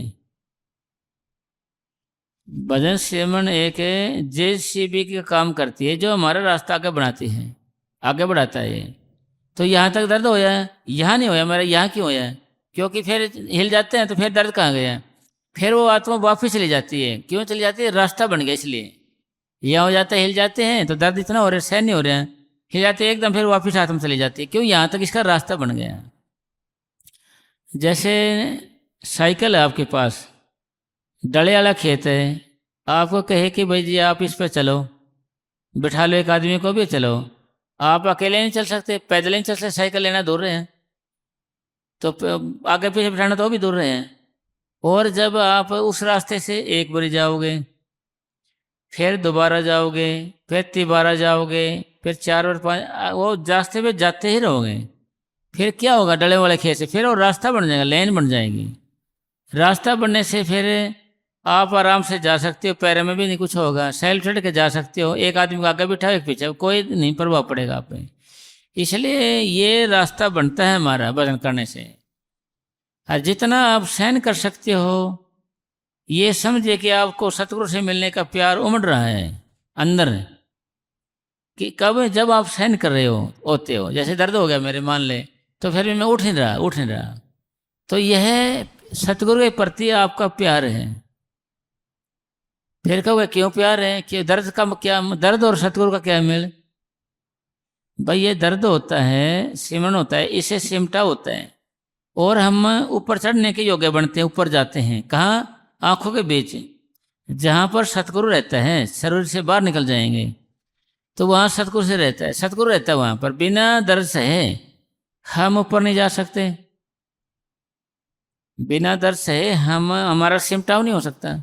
तो दर्द का होना एक मुबारक निशानी है, जो साबित करता है कि तू सतगुरु की ओर जा रहा है, सतगुरु से मिलने का एक बहाना बन रहा है, सतगुरु के मिलने का एक रास्ता बन रहा है। आप इस तरीके से सतगुरु से मिल सकते हो। का वैसे नहीं मिलोगे, हम आंखें बंद करते हैं, सतगुरु नहीं कराएगा, क्योंकि ये तो आंखें झूठी हैं और पराया आश्रय देखती है। चश्मा लग जाता है, या सूर्य चांद तारे हो, बिजली हो, जब देखता, वैसे दिखता नहीं है कुछ भी। तो इसलिए जो बात है असली सोचने वाले, कि भाई दर्द होता है, आप सहन कीजिए। क्यों कीजिए? क्योंकि इसके सहन के बिना आप सतगुरु से मिल नहीं सकते। भाई आप सतगुरु से मिल नहीं सकते। अगर दर्द आप सहन करते हो, आप सतगुरु के प्यारे हो, आपको सतगुरु से प्यार है। अगर आप एक आसन पर नहीं बैठ सकते तो सतगुरु से आपको प्यार नहीं है, फिर आप भक्ति का दिखावा कर रहे हैं। भक्ति का दिखावा करना नकली फूलों का प्रदर्शन करना है, नकली फूलों का प्रदर्शन करना है। नकली फूलों में से कभी खुशबू नहीं आ सकती, सच्चाई छुप नहीं सकती, बनावट के असूलों से कभी खुशबू नहीं आ सकती, कागज के फूलों से।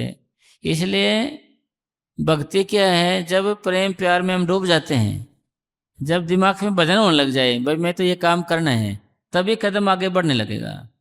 इसलिए आप बैठ के दर्द हो रहा है तो आप सहन करिए, क्योंकि सहन तो आज नहीं तो कल करना पड़ेगा, परसों नसों करना पड़ेगा। क्योंकि माँ दर्द सहन करती है तब वो माँ बनती है।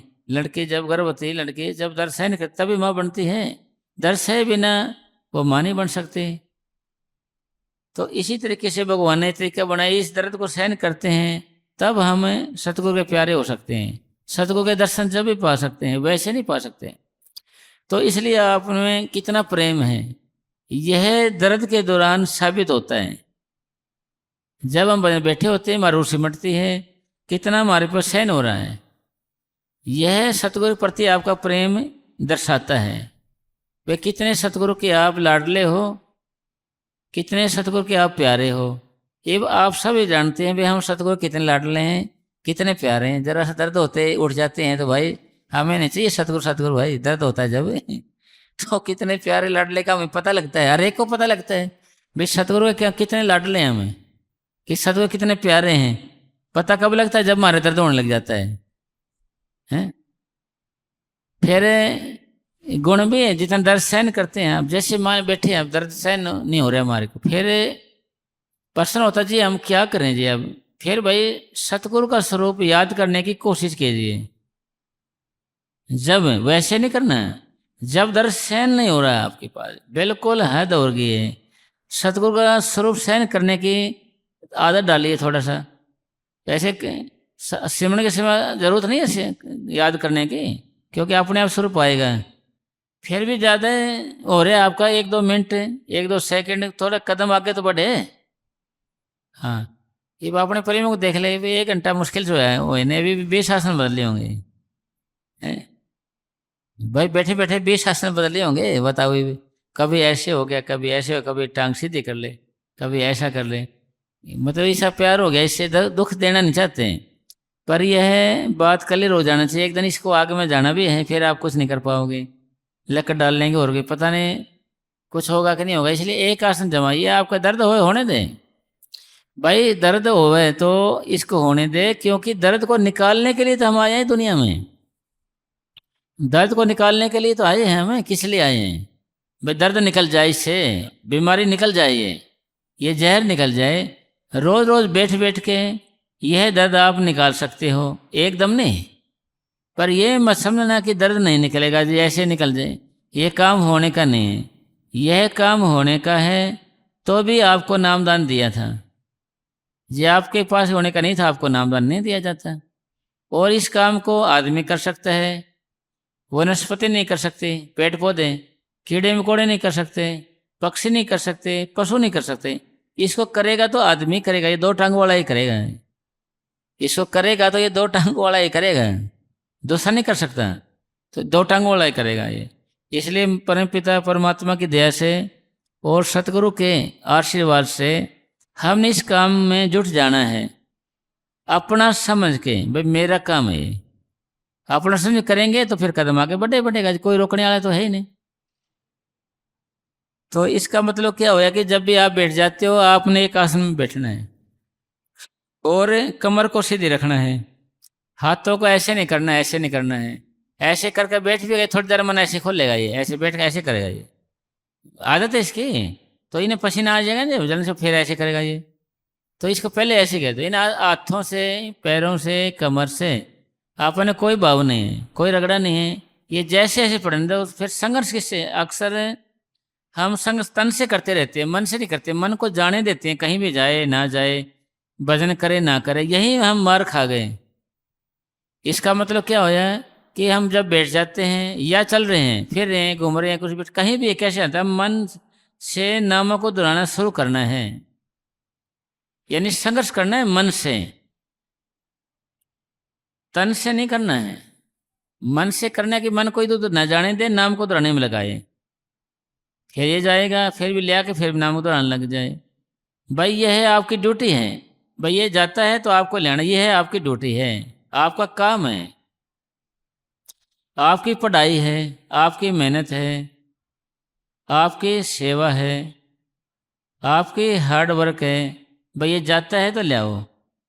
आप जाते हुए को ले आना बड़ा मुश्किल है, हम भूल जाते हैं और ये मन हमें बका लेता है, बका लेता है हमारे को, कि जैसे अब चले गए कहीं पर तो चला जाएगा, वापस आने ले आएंगे नहीं, वापस लेंगे नहीं वापस। तो आपका फर्ज क्या बनता, आप बैठे किस लिए हो? बता, आपको बिठाया किस लिए है यहाँ पर?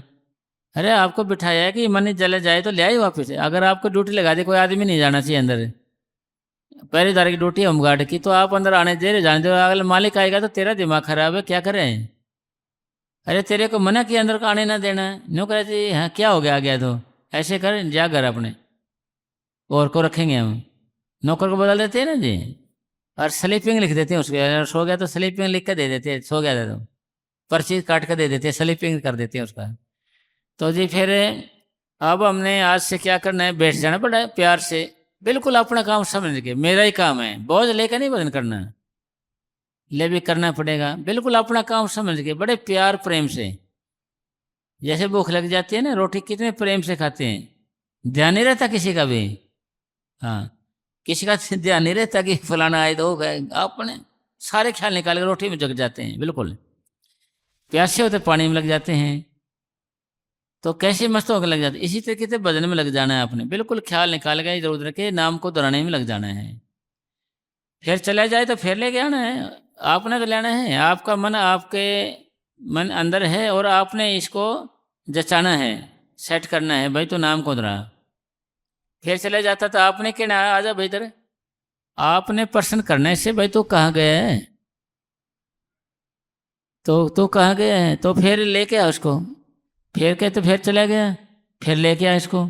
ये जाएगा और आपको लेना है, बस ये काम है अपना। अपना काम क्या, ये जाएगा और इसको लेना है, नाम को दोहराने में लगा देना है। नाम को दोहराने में नहीं लगाओगे तो इसका मतलब तो आप ड्यूटी नहीं कर रहे हो। फिर आपको दिहाड़ी कैसे मिलेगी भाई, आपकी भक्ति कैसे होगी फिर हमने सदा बैठे थोड़ी रहना यहाँ पर, आखिर मौत भी तो है। अरे मौत भी तो पीछे पड़ी हुई है आखिर, इसलिए भाई जितना हो सके भजन कर ले, आत्मा कल्याण कर ले, इसलिए आप यहाँ आए हो। नहीं तो मौत तो तैयार खड़ी है, मौत तो हमारा पीछा कर रही है, कब ये फंसे और मैं खाऊं इसको। तो इसका मतलब क्या होया, इसका मतलब ये होया कि भाई हमने नामों को दोहराने में लगातार लगे रहो। रात है जब, दिन है जब, सुबह है जब, शाम है जब, रोटी खा रहे हैं जब, प्रेस कर रहे हैं जब, कपड़े धो रहे हैं जब, नहा रहे हैं जब। हाँ, हाँ तो कहा जाता है कि निजामुद्दीन औलिया के 22 शिष्य थे। हर एक चाहता था कि गद्दी उसे मिले। यानी निजामुद्दीन औलिया के 22 शिष्य थे, सब कहते थे भाई गद्दी मेरे को मिले। कब निजामुद्दीन औलिया चोला छोड़े और मैं गुरु बनूं। हैं जी, हाँ जी आगे। औलिया साहब ने उनको परखना चाहा। हाँ, उन्हें सोचा भाई थोड़ा परीक्षा ली जाए भाई कोई इनकी। भाई पहले क्लास की भी तो परीक्षा होती है, इसी भक्ति की परीक्षा होती है। आगे कि कौन सबसे योग्य और सच्चा शिष्य है। भाई कौन सबसे योग्य है और सच्चा शिष्य है, किन्हें भरोसा है गुरु के प्रति। हाँ जी, फिर कहने लगे आओ आज शहर की सैर करने चलें। उन्होंने कहा शिष्य को आओ आज सैर करने चलेंगे। कोई तो बेचारे रह गए, अरे भाई ये साधु आदमी किसकी सैर, इसका दिमाग सटिया गया है, दिमाग अपसेट हो गया इसका, ये साधु का और सैर का है। भाई साधु का और सैर का क्या काम, मंदिर में जलेगा क्या काम, बता क्या फायदा इसका तो क्या फायदा इसका भाई, तो सटिया गया दिमाग, छोड़ो कुछ तो आदमी वैसे छोड़ गया उसका पीछे। आगे और वहाँ की चहल पहल देखें। हाँ भाई चहल पहल देखे वहां पर से। हाँ हाँ जी आगे। वे बाजारों में घूमने लगे। हाँ बाजारों में घूमने लगे। जिसने देखा कहने लगा कि आज पीर भी बाजारों में फिरता है। आज तो पीर भी कहे हवा लगी है, बाजारों में फिरता है। आगे और मुरीद भी 2-1 बाजार पार करके वेश्याओं के बाजार में आ गए। यानी वो घूम फिर के, चारों को घूम फिर के वो वेश्या के बाजार में आ गया जहाँ वेश्या रहती थी। हाँ। लोगों ने कहा कि आज पीर मुरीदों सहित किस बाजार में घूम रहे हैं। हाँ भाई आज शिष्यों समेत ये जो गुरु है वेश्याओं के यहाँ पर आ गया है। आगे आप एक वेश्या के दरवाजे पर खड़े हो गए। यानी निजामुद्दीन औलिया थे जो, वो ठा के क्या खड़े, एक वेश्या के दरवाजे खड़े हो गए। आगे और अपने मुरीदों से कहा कि तुम डरो मत, यहाँ खड़े रहो। उन्होंने कहा भाई तुम यहीं खड़े रहना, मैं आया बस अब। हाँ जी, कोई न जाए, हाँ मुझे ऊपर कुछ काम है। हाँ जी। मैं काम करके वापस आ जाऊंगा। भाई मेरे को कुछ काम है, काम करके वापस आ जाते, तुम यहीं खड़े रहना। आगे यह कहकर कोठे पर चढ़ गए। हाँ कोठे वाली हाथ जोड़कर खड़ी हो गई, कहने लगी मेरे धन्य भाग, आज मेरे घर महात्मा आए हैं। भाई वो आज जोड़ के खड़ी होगी, वैसा जानती थी भगत है ये कि मेरे धन भाग हैं कि आज हमारे घर भगवान आए हैं। आगे मैं तो ऐबो पापों से भरी हूँ, कुछ हुक्म करो। भाई मैं तो ऐप आपसे भरी हूँ, मेरे लिए हुक्म करो कुछ, भाई क्या सेवा है मेरे लिए। हाँ जी। आपने कहा कि हमें रात यहाँ ठहरना है, हाँ हमें कोई अलग कमरा दे दो। भाई मेरे को रात को यहीं ठहरना, मेरे कोई अलग कमरा दे दे कोई। हाँ जी आगे। और तुम किसी और कमरे में आराम कर लो। अपने नौकर से कहो कि एक थाली में 1 कटोरी दाल, 2-4 फुलके और 1 बोतल शरबत की ढक कर ले आए। भाई कुछ सामान सा, कोई कटोरे साग सब्जी, कोई बोतल शरबत के उन्हें ढक के ले आना, उनको दिखा देना बाहर वाले को, भाई ये तो बोतल शराब की पी गई हैं हाँ जी आगे। उसने कहा, जी सत्य वचन। हाँ नौकर सब चीजें उसी तरह ढक कर ले आया। शिष्यों ने कहा कि पीर की पीरी निकल गई। भाई पीर की पीरी निकल गई, बंसी की बंसी बज गई है। पीर की पीरी निकल गई है, ये शराब पिएगा ये देखो। हाँ जी। हाँ अब शराब कबाब उड़ेगा। हाँ हाथ पर हाथ मार कर पहले एक गया, फिर दूसरा, फिर तीसरा, इसी तरह 21 चले गए, एक बाकी रह गया। हाँ भाई 22 थे ना, 22 में से सारे कोई कितने पे चले गया, कोई कितने पे चला गया, एक ही बच्चा खाली। भाई कोई फायदा नहीं, तो यहाँ रहेगा, सब चले गए। 21 के 21 चले गए, एक बच गया खाली। हाँ जी आगे। दाल रोटी किसे खानी थी और शरबत किसे पीना था? हाँ आपको तो अपने शिष्यों की परख करनी थी।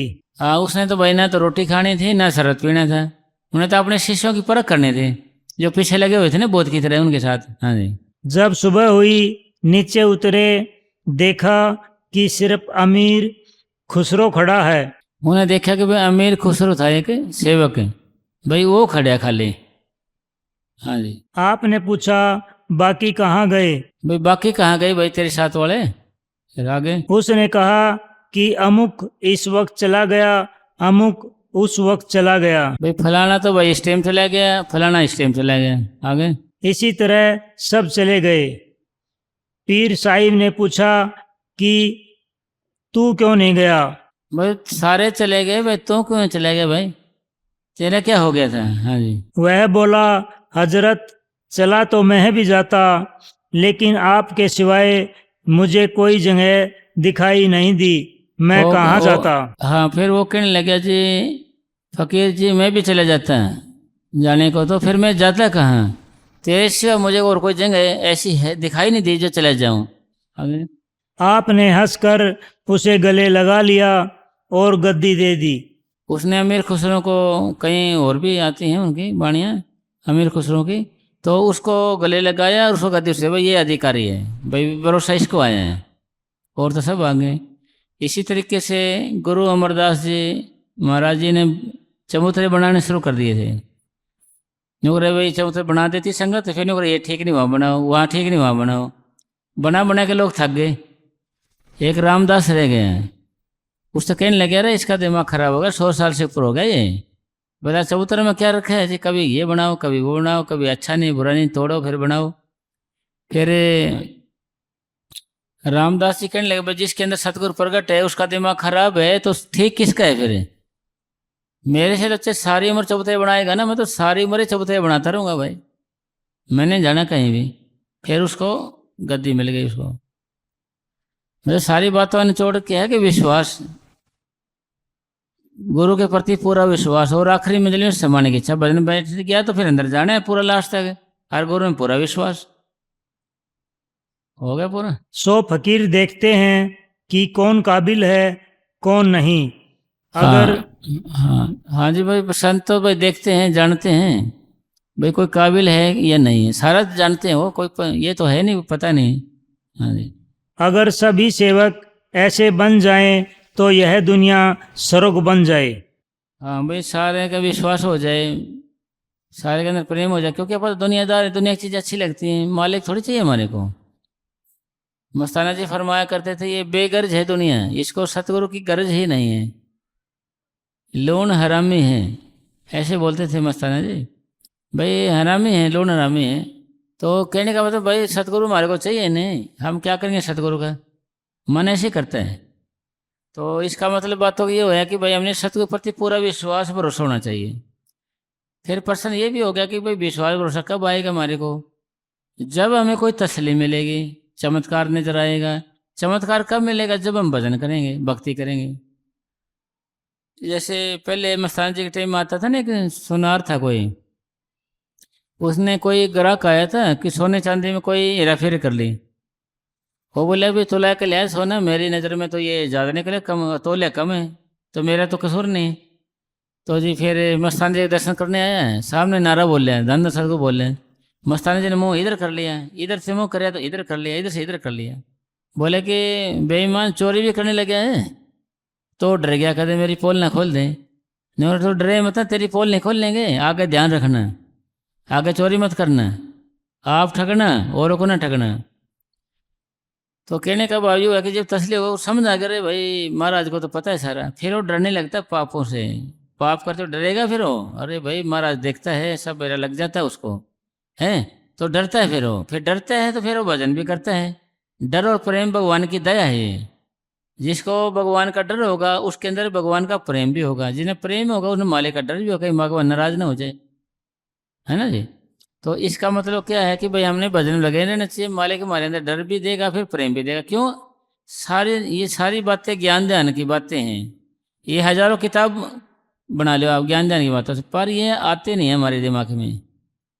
हम वाचक ज्ञानी तो हो जाएंगे, वक्ता भाई मस्ताना जी फरमा करते इधर से पढ़े इधर बता दिए, इधर से देखा तो उधर सिखा दिया है, इधर से सीखा तो उधर सुना दिया है, यहाँ से सुना तो आगे को सुना दिया।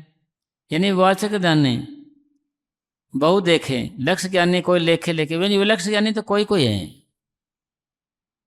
भाई। पढ़ना सुनना मान ले इधर से ये करना, ये तो एक मन की चालाकी है सारी, पर उसके अनुसार जीवन को ढलना एक अलग चीज है।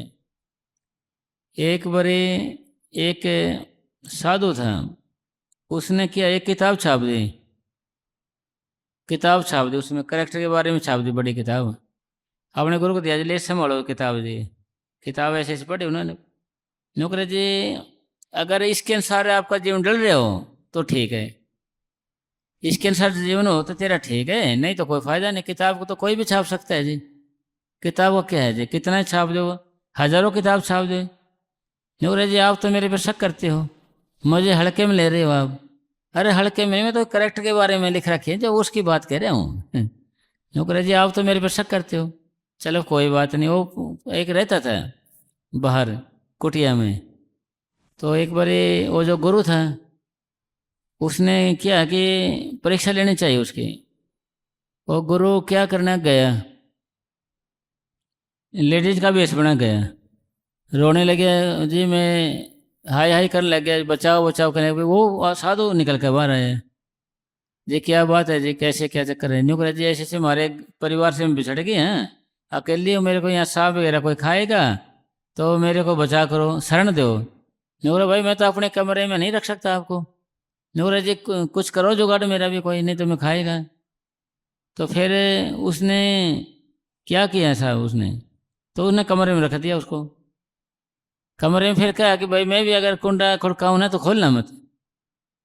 फिर जी उसके दिमाग में बदन बैठे तो वहीं ख्याल आने लगे जी। तो जी फिर उसने खुड़काया, फिर खोला नहीं उसने। अरे तो मना करे था खोलने का भाई, नौकरा जी अरे खोल दे, मैं कह नहीं खोल लें। फिर नहीं खोले तो उन्हें छात पर चढ़ के छात पाट दी बगी जी ने, छत पर चढ़ के छात पाट दी। देखा तो खुद ऐसे, तो गुरुजी बैठे ऐसे, वही गुरुजी। और अरे छात पाट दी यार, ये क्या किया है। तो उसने वो किताब दिखाई, ले किताब संभालो साहब, ये किताब दिखाई उसको, ये है किताब जी आपकी। तो उसको बड़ा शर्मिंदा होना पड़ा। मतलब कहने का मतलब है ये बातें इधर की करके इधर मान ले लिख दे, उधर की इधर लिख दे, इधर की इधर कर दे, इसका ग्रंथ बना दिया। फिर नहीं करा भाई इसके अनुसार जीवन में तो डले भाई से हम हैं कि नहीं है। तो जी फिर समझाया उसको, भाई इन बातों से नहीं बनता कुछ, यानी हजारों बातें हो ज्ञान की, लाखों बातों करोड़ों, हमें सारा ज्ञान हो, हम उसके अनुसार ढल न सकें तो उस ज्ञान का क्या फायदा।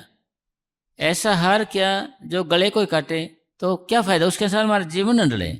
संत मत का ज्ञान किस काम का, अगर उसके अनुसार हमारे रहने ना हो, उसके अनुसार अमल ना किया जाए तो कोई फायदा नहीं है। तो जी फिर समझाया उसको भाई। फिर ये बात यहाँ पर एक अलग प्रकट हो जाती है, भाई इतने ज्ञान की बातें हमारे अंदर अमल क्यों नहीं हो रही, हमारे अंदर दस क्यों नहीं रही। क्योंकि दूध मलाई कब आती है, जब दूध को हिलाना जाए, हल्का चढ़ाया जाए। जब आप भजन करोगे, जब आपका सिमटा होगा तो दूध मलाई अपने आप आ जाती हैं। ये सारे गुण नैतिकता के गुण हैं, ये ज्ञान ध्यान की बातें अपने आप ही आ जाती हैं हमारे अंदर, लाने नहीं पड़ते, आ जाते हैं। लाने नहीं पड़ती, ये अपने आप ही आ जाती हैं। भगवान की रचना है। किससे?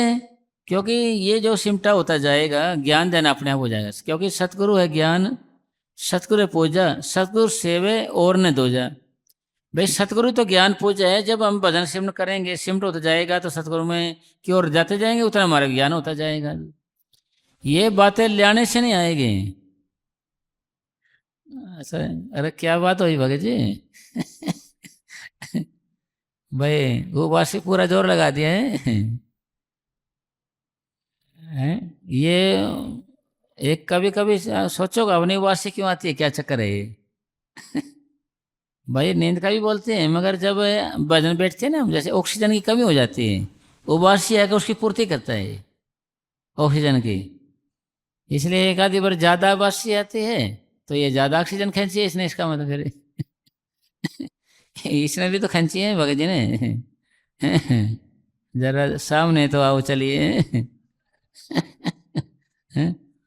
हाँ तो जी, हाँ सारी बातों के अब ये हमारे अंदर बैठती क्यों नहीं भीतर हमारे अंदर? ये इतनी बातें पढ़ ले, इतने किताब पढ़ ले, इतने ग्रंथ पोथी पढ़ ले, इतने सारा कुछ, फिर कहाँ है वो बातें? वो कहाँ है? वो पता ही नहीं उनका कहाँ पर है, कहाँ गई वो सारी बात? भाई ये मन पर रुक नहीं सकती जब तक सिमटाव नहीं होता है। सिमटाव के साथ साथ सब ज्ञान ध्यान पूजा पाठ सारा कुछ है। सिमटा होते जाओगे तो ब्रेक आपके हाथ में आता जाएगा। मन की मतलब ये चीजें हमारे वश होती जाएगी, अपन मन के वश नहीं, अपने अपने होती जाएगी सारा कुछ। ये सारा कुछ अपना हो, ज्ञान व्यान सारा कुछ अपने होता जाएगा जी। हमारे पूज्य परम संत सहनशाह वकील साहब जी महाराज फरमाया करते थे, तुम सेवन करते जाओ, तुम खुद ही ज्ञानी होते जाओगे। भजन सेवन मतलब उसका व्यापक अर्थ लिया जाए, का मतलब व्यापक अर्थ का मतलब जब तो सिमटा होता जाएगा। बात एक ही है, एक के सत्संग है, एक के भक्ति है, एक के मेडिटेशन है कि सिमटाव कितना हो रहा है आपका। बस सिमटाव थोड़ा हो रहा है, थोड़ी भक्ति है, ज्यादा और ज्यादा हो रहा है। आधे शरीर में आ गए तो आधा जीत लिया आपने शरीर, आधी भक्ति होगी, आधे ऊपर जाओगे तो आपकी भक्ति आसान होने लग जाएगी, बैठे ज्यादा लगेंगे, प्रकाश आने लग जाएगा आपके, और अंदर बैठने की कोशिश हो जाएगी आपकी, और सतगुरु स्वरूप आने लग जाएगा। फिर आगे आगे करो और बतलाने लग जाओगे सतगुरु से, प्रश्न उत्तर होंगे, कुछ ही पूछो उससे। फिर भाई यह मतलब ज्ञान है, यही पूजा पाठ है, क्योंकि सतगुरु है ज्ञान, सतगुरु पूजा, सतगुरु से और दूसरा नहीं है। सब सुख दाता राम है, दूसरा नहीं, कोई दूसरा नहीं है, कोई राम ही है। मतलब रमेता सो राम, ये रमी हुई चीज, ये करंट है, ये ऊपर आते हैं। कबीर दारा अगम के सतगुरु दिया बताए, उलट सिमरन करो स्वामी संग मिलाए। कबीर दारा अगम की, अगम मैंने मन बुद्धि से परे की चीज है ये। दारा को उल्टा लोगों ने राधा बना दिया ऐसे। फिर कबीर दारा अगम की सतगुरु दिया बता, ये दारा है, ये चेतनता है जो ये, इसका सिमटाव का नाम, ये सिमट के ऊपर आ जाए कि स्वामी संग मिलाए। फिर यहाँ सतगुरु बैठा बाट में, हम उससे मिल जाते हैं। भाई स्वामी संग मिलाए, सभी तो स्वामी से जब मिल सकते हैं, भगवान से, परमात्मा से, ये सिमटा होता जाएगा। उलट सिमरण करो, उलट का मतलब राम की जगह मरा मरा करने लगे लोग, ऐसे नहीं भाई, नीचे तो सिमटा होता जाएगा। हम एक उल्टा वृक्ष की तरह हैं। देखो पेट तो नीचे से ताकत लेता है, हम ऊपर से ताकत लेते हैं, सिर से ताकत मिलती है हमारे को, और हम आए भी ऊपर से नीचे हैं। ताकत पहले चेतनता सिर में आई है, दिमाग में आई, दिमाग काम करने लग गया, कान में आए तो सुनने लगे, जीभ में आए तो बोलने लगे, नाक में सांस लेने लगे, आँख में आए देखने लगे, हाथ में आए तो काम करने लगे, पैर में चलने लगे। फिर अब हम नीचे से ऊपर जाना मुश्किल हो रहा है, क्योंकि हमारा अभ्यास उठ गया है, हमारे काम धंधे दुनिया काम इतने हो गए, हमारा ख्याल ही नहीं जाता उधर।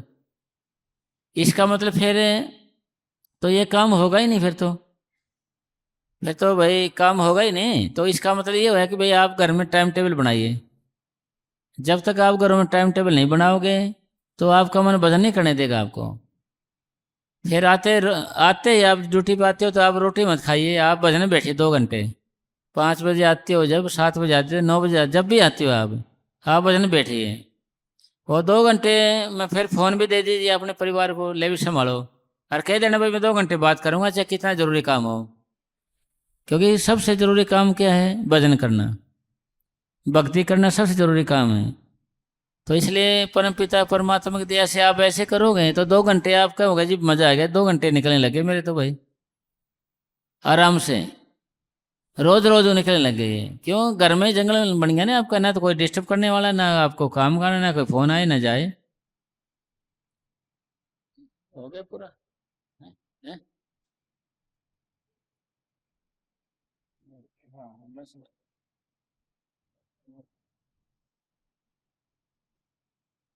अच्छा, टाइम कितना हो गया? 1 घंटा हो गया क्या? हैं? अरे 40 मिनट हो गए यार, तेरा तो कमाल ही हो गया भाई।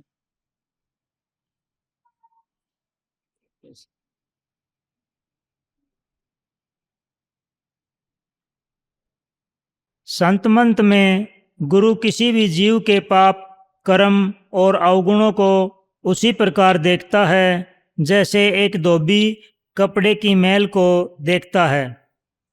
जैसे धोबी के पास कपड़े आते हैं, उसको पता लग जाता है भाई मैल खूब है इसके अंदर। इसलिए कोई भी जीव संतों के पास आएगा, उनके पास ऐसी विद्या है तो उनको पता लग जाए भाई इतने पाप हैं, इतने पाप इकट्ठे करके लेकर आए हैं। एक बार 2-3 प्रेमी थे पंजाब के आए। एक प्रेमी बोला जी मैं तो जा रहा हूँ, वह कोई उधर चला गया, कोई गलत वलत कर लिया कुछ काम उसने, तो वो आया, वो भी साथ आ गया, फिर उनके बाद में आया। पर इकट्ठे हो रहे थे, प्रसाद बांटे मने साहब जी महाराज ने बनो कि बांटो ही प्रसाद। जो वो लड़का है ना सामने, भाई इसको ज़्यादा दो, इसने ज़्यादा बार उठाया है, भाई इसने ज़्यादा बार उठाया है, यानी पाप ज़्यादा इकट्ठे कर, इसको ज़्यादा दो थोड़ा सा। तो वो समझ गया कि बाबा को पता कैसे भाई। तो जो ही उनके सामने हम आते हैं तो हमारा साफ नजर आ जाता है। जे भक्ति करके आते हैं हम, वो भी भक्ति पर भाई इतना भजन किया है, इसी महीने आया है, इतना भजन करके आया है, ईब का आया, इतने पाप इकट्ठे करके लाया है, इतना चोरी करके आया है, इतना जोर सच बोले है, इतना इन्हें धोखा करके, सारा समझ आ जाता है वो। और भजन सेवन एक कसौटी है जो हमें परख देता है, सारी चीज़ों की परख। भजन के आगे वो चीज़ें आएंगी, जब भजन करेंगे वो चीज़ें आगे आ जाएंगे आपके आगे।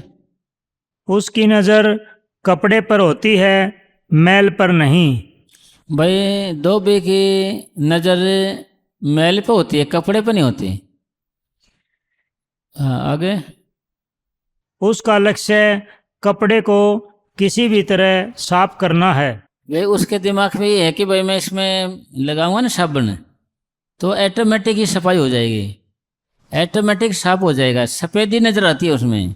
इसलिए संतों को जीव के अंदर से आत्मा नज़र आती है, भी आत्मा मैली हो चुकी है, भजन सिमरन करेगी तो साफ हो जाएगी। भी भक्ति में तो शक्ति है, और तो कोई चीज़ है नहीं इसी। हाँ। गुरु सर्वप्रथम सत्संग का जीव को पवित्र करने की कोशिश करता है। हाँ हाँ, पहले तो भजन सिमरन के द्वारा या सेवा के द्वारा पवित्र करने की कोशिश करता है। हाँ जी आगे। अगर यह तरीका असफल रहता है तब निर्धनता, दुख तथा बीमारी रूपी साबुन लगाता है।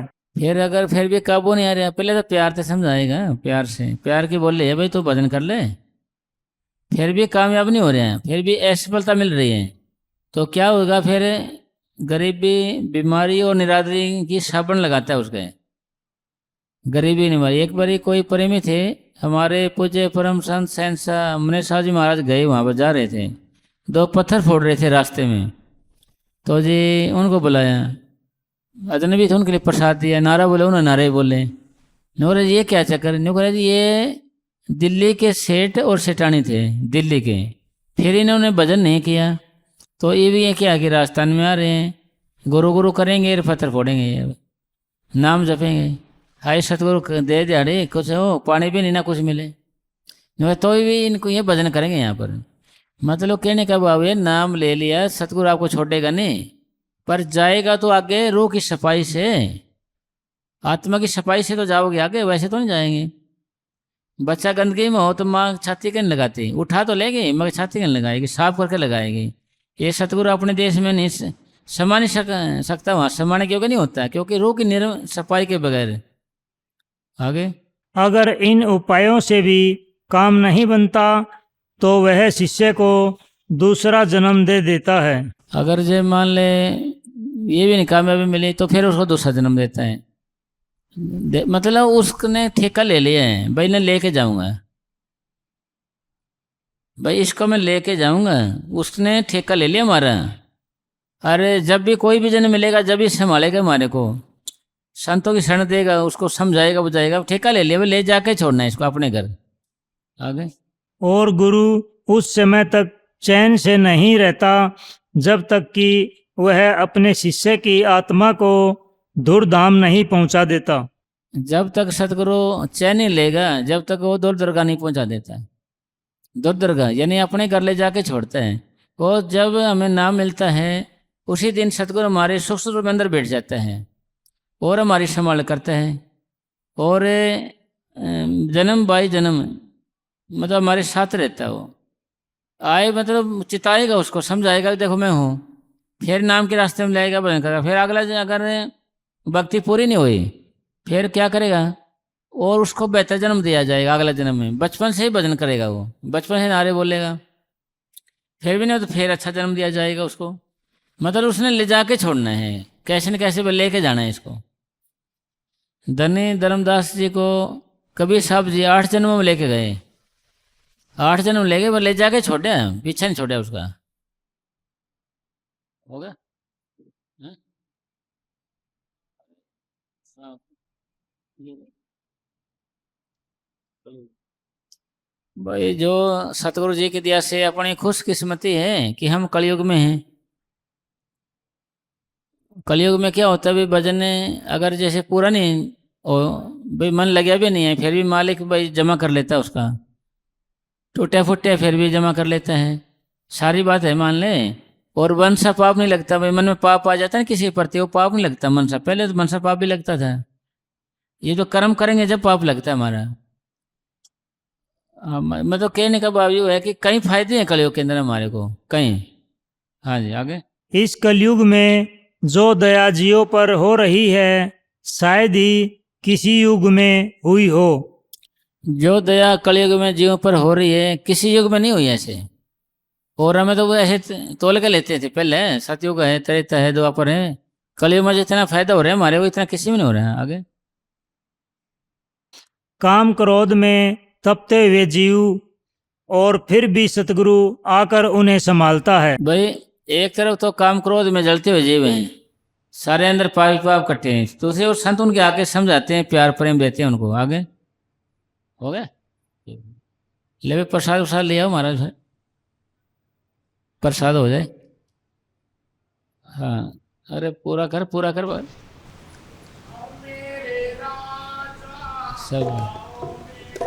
सब पे कर दें।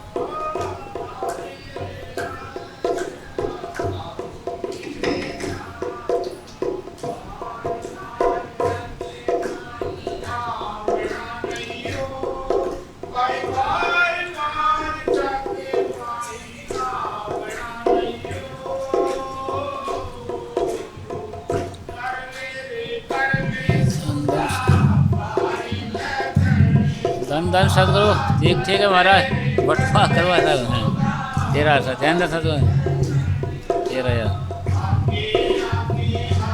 अच्छा है।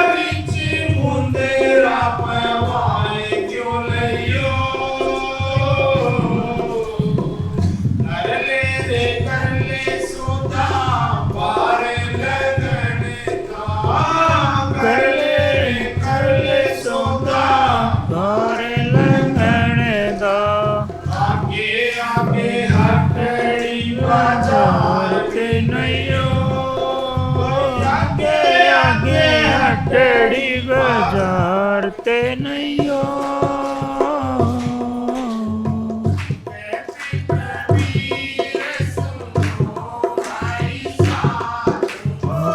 कहत कबीर सुनो भाई साधो,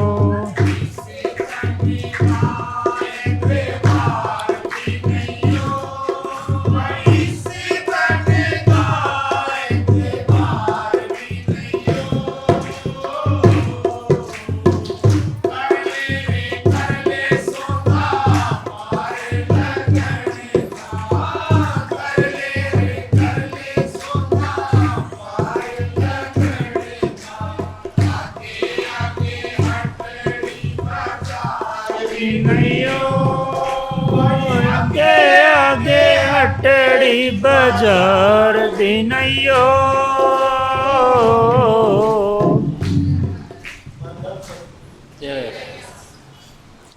धन धन सतगुरु तेरा ही आसरा जी। महाराज जी ने जी इस महीने के कुछ सत्संग के प्रोग्राम रखे हैं जी। ये है 7 तारीख का नांगल खुरद, तहसील अरोली, जिला ऊना, हिमाचल में रात 8 बजे सत्संग होगा जी। और जो महीने का माहवारी सत्संग है वो 9 तारीख को रात को 10 बजे और 10 तारीख को दिन में 11 बजे प्रेम सर धाम डेरा अमरपुर खेतड़ी में सत्संग होगा जी। उसके बाद 13 तारीख को जाड़ोदा कला दिल्ली में सत्संग होगा। और 20 तारीख को श्याम विहार नजफगढ़ दिल्ली में रात 8 बजे सत्संग होगा। और 21 तारीख को गांव मढ़ैया आगरा यूपी में रात 8 बजे सत्संग होगा। और 24 तारीख को दरिया पर बाजितपुर के पास दिल्ली में रात 8 बजे सत्संग होगा जी। और अभी संगत दर्शनों की लाइन लगाएगी इधर। और उसके बाद जिस बहन भाई वीर बुजुर्ग ने खुशी से नाम रास्ता लेना है वो यहाँ स्टेज के पास आकर अपना नाम लिखवा दें। धन धन सतगुरु तेरा ही आसरा।